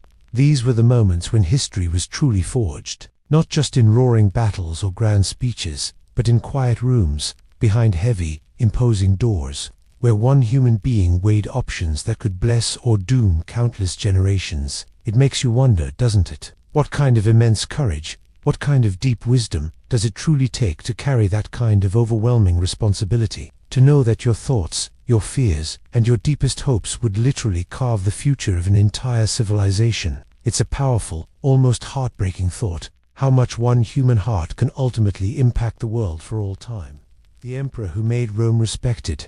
Have you ever felt like your voice wasn't heard, or that what you said didn't really matter to others? Maybe your team at school was losing, and people stopped taking them seriously. That feeling of not being respected can sting. Imagine a whole empire feeling that way. Rome, at different times, saw its power fade. Other nations ignored its warnings, or simply laughed. But then, an emperor came along. This wasn't just about winning battles, though that was a part of it. It was about something deeper. It was about making Rome stand tall again, not just with swords, but with its character. He made Rome's word mean something again. Think about it like this. When you walk into a room, and people stop talking and actually listen when you speak, that's respect. It's not about being the loudest or the scariest. It's about a quiet strength people just feel. This emperor understood that true respect isn't built on fear alone. Fear makes people obey, but it doesn't make them admire or trust you. He made Rome's laws fair, its borders strong, and its people safe. He kept promises and served justice.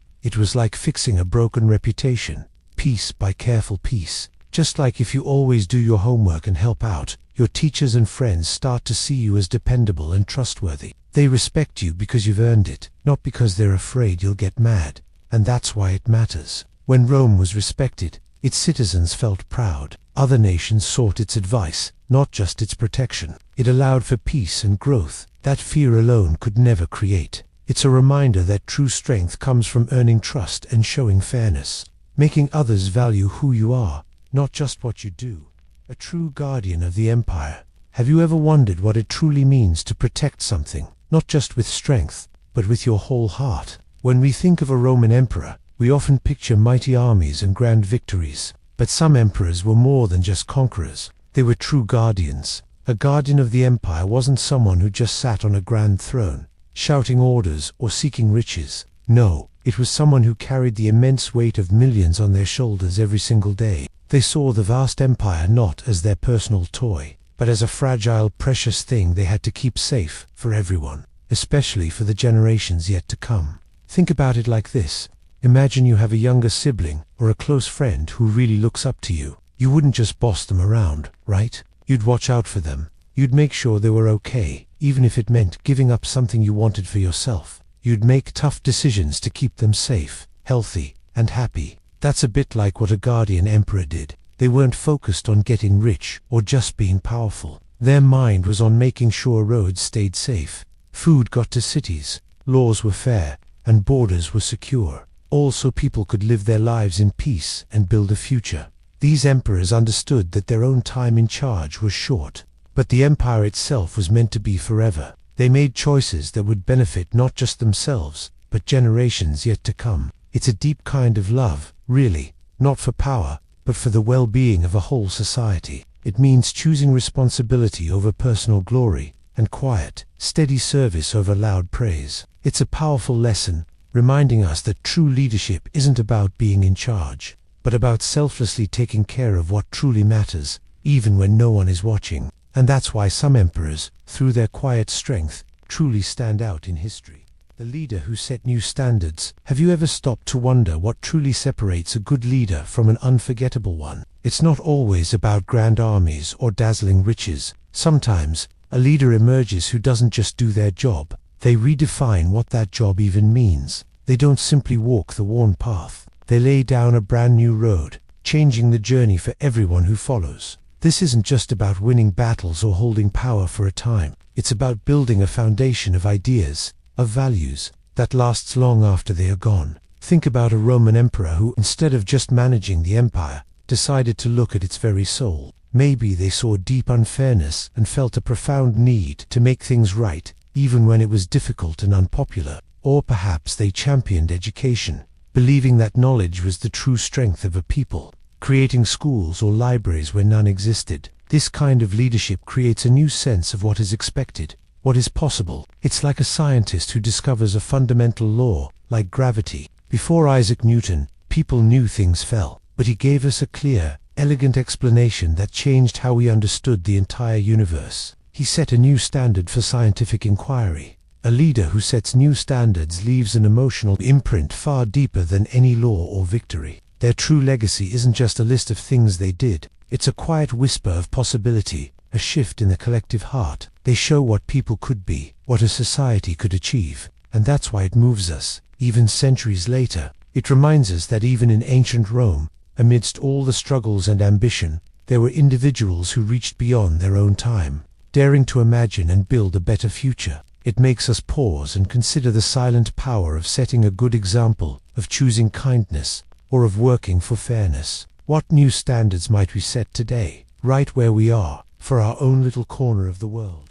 Rome's unforgettable architect of success, what really makes something last. Not just a quick win, but something strong for centuries. When we look at the story of Rome, some emperors did more than just lead armies or sit on a fancy throne. They were like quiet architects, building the bones of the empire itself. These weren't always the loudest emperors, or even the ones with the biggest statues. They focused on what truly mattered for the long run. They worked on things like making sure roads connected distant towns, bringing fresh water to cities, or creating laws that were fair for everyone. Their decisions weren't for instant glory, but for the well-being of people who hadn't even been born yet. It was deep thinking, looking far beyond their own lifetime. They understood that to make something truly great, you have to build it from the ground up, with a steady hand and a clear vision. Here's the thing, it's a bit like a big, old oak tree. A strong tree doesn't just appear overnight. It grows slowly, sending roots deep into the earth,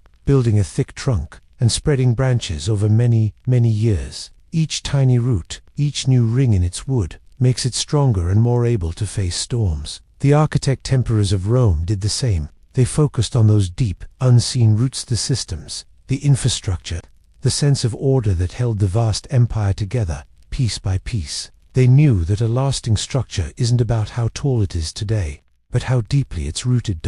So, when we think about true leadership, it often comes down to this quiet strength. It's about caring enough to build something that lasts, something that benefits countless others long after your own time has passed. It's a powerful lesson in how real success isn't always about being first, but about leaving behind a solid, hopeful foundation for the future. He created lasting peace and wealth. Have you ever stopped to think about what it really feels like when things are just stable, when you don't have to worry about the next big problem popping up, or whether something important might fall apart? For centuries, after years of endless battles and leaders fighting each other, Rome finally found this kind of steady calm. This wasn't just a break from war. It was a deep, quiet peace that stretched across a huge empire for a long, long time. They called it the Pax Romana, which just means Roman peace. Here's the thing. Before this, Roman life was often a mess. One general after another tried to grab power, and civil wars tore families and towns apart. Imagine trying to build a really amazing treehouse in your backyard, but every other day, someone comes along and tries to chop down a branch, or even the whole tree. You'd never get to actually finish it, would you? You'd be too busy just trying to keep it from falling apart. But when the fighting stopped, when a strong emperor finally brought order and security, people could start building things that lasted. Roads were safe for travel. Farmers could grow food without fear of soldiers marching through their fields. Traders could journey far, bringing new goods and fresh ideas across the land. This kind of peace wasn't simply the absence of conflict. It was about creating a sense of deep security that allowed people to breathe. It let them plan for their futures, and even to dream a little about what their lives, and their children's lives, could be. When you feel safe, when your basic needs are met, you can focus on so much more than just survival. You can learn, you can create art, you can invent new tools, and you can connect with others in meaningful ways. It reminds us how much human strength and creativity can bloom when there's a stable, calm ground beneath our feet. And that's why this period of peace matters so much, showing us what's truly possible.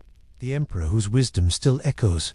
Have you ever paused to think about a truly ancient voice, a whisper from history, that still speaks to us today about how to live? It's amazing, isn't it, how some thoughts can cross thousands of years and still feel fresh. There was a Roman emperor named Marcus Aurelius. He was one of the most powerful men in the world, leading vast armies and ruling an enormous empire. But his real lasting power, the kind that still resonates, wasn't found on the battlefield or in grand palaces. It was found inside his own mind. He kept a kind of personal diary, not for sharing, but for himself. In it, he wrote down his deepest thoughts, his rules for living, and how he tried to stay good and strong, even when everything around him was falling apart. This collection of thoughts is known as his Meditations. Here's the thing about his wisdom. It wasn't about controlling others, but about controlling himself. He believed that while we can't always choose what happens to us, we can always choose how we react to it. This idea is a huge part of an old philosophy called Stoicism. Imagine you're trying to study for a big test, but your little brother keeps making noise, or your phone keeps buzzing with messages from friends. You can't magically stop your brother from being noisy, and you can't control what your friends are doing, but you can choose how you react to these distractions. You can get angry and lose focus, or you can choose to take a deep breath, close your door, and focus on what you can control, your own effort and attention. That's the core of what Marcus Aurelius practiced every single day, even when he faced wars, plagues, and betrayal. And that's why his message still matters. It's a gentle reminder that our greatest strength isn't in what we own or how much power we have, but in the quiet, steady choices we make about our own thoughts and actions. His wisdom tells us that peace isn't found in a perfect world, but in a well-ordered mind. It's a powerful, comforting thought, a quiet echo across time, reminding us we always have the power to choose kindness, courage, and calm. A visionary who made Rome shine. Have you ever wondered what it takes to truly change the world? Not just for a moment, but for centuries. We often think of emperors as powerful, maybe even cruel, but some had a different kind of strength. Vision. A visionary leader isn't just someone who rules today. It's someone who can look far into tomorrow, seeing not just what is, but what could be. They don't just manage problems, they imagine solutions that haven't even been thought of yet. They see the future of their people, of their city, and they work to build it, brick by careful brick.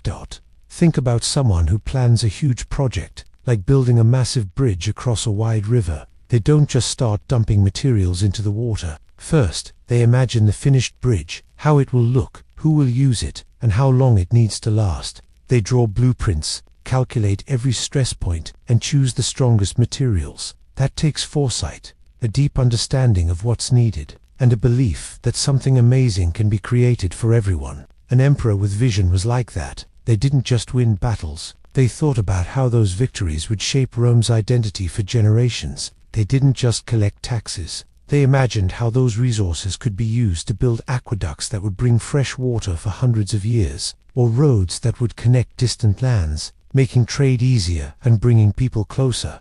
It's a quiet strength, this ability to dream so big for others. It's a love for Rome that stretched beyond their own lifetime. These emperors didn't just want personal glory, they wanted Rome itself to shine, to be a beacon of strength and order. When we talk about a visionary, we're talking about someone who understood that the true legacy of power isn't about what you take, but what you leave behind for the world. It's about building a future that others can stand upon, solid and bright. His reign was pure gold for the empire. Can you imagine a time when everything just worked? A vast, powerful empire, running smoothly for many years. For Rome, a pure gold reign wasn't just about coins. It was something deeper. It meant peace. People weren't constantly afraid of war or enemies at their borders. Armies were strong, but mostly quiet. This golden time meant prosperity. Markets were full, and families had enough to eat. New roads helped trade, and cities grew with grand buildings and good water. Laws felt fair to most. Justice was real. People woke up knowing what to expect, feeling secure. This stability was like a steady heartbeat for the Roman world. Think about what that feels like. A deep breath after a long storm. A sense of security that lets you live without constant worry. It's rare for any country to hit such a sweet spot. It takes a certain kind of leader, wise, steady, focused on their people, and sometimes a bit of luck. Good leaders don't just fix problems, they build a future where everyone can thrive. It's a bit like a big group project for school. Sometimes it's messy and confusing,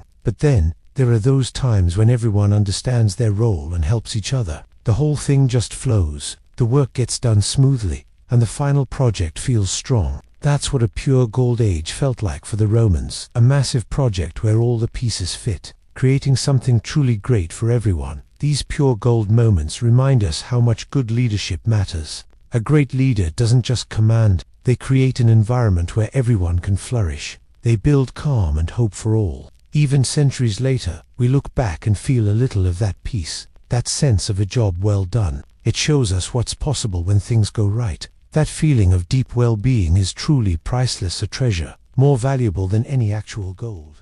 The greatest Roman emperor, a legend. Have you ever wondered what makes someone truly legendary? We talk about great leaders, but what does that really mean? Is it someone with the most power, the biggest armies, or the grandest palaces? Or is it something deeper, something that touches the lives of ordinary people long after they're gone? For the Roman emperors, this question carried immense weight. They ruled a vast world, holding the fate of millions in their hands. But here's the thing, true greatness wasn't just about wielding power, it was about how that power was used.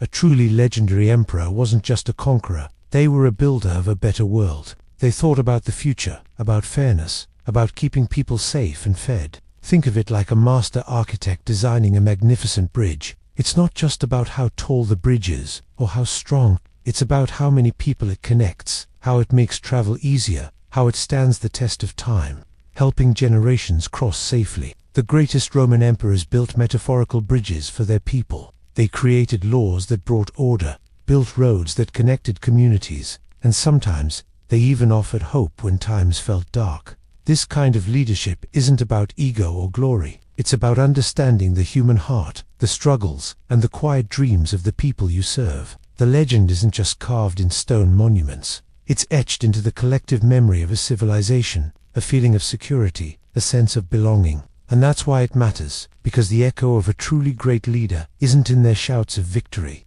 but in the enduring peace and opportunity they leave behind for us to discover.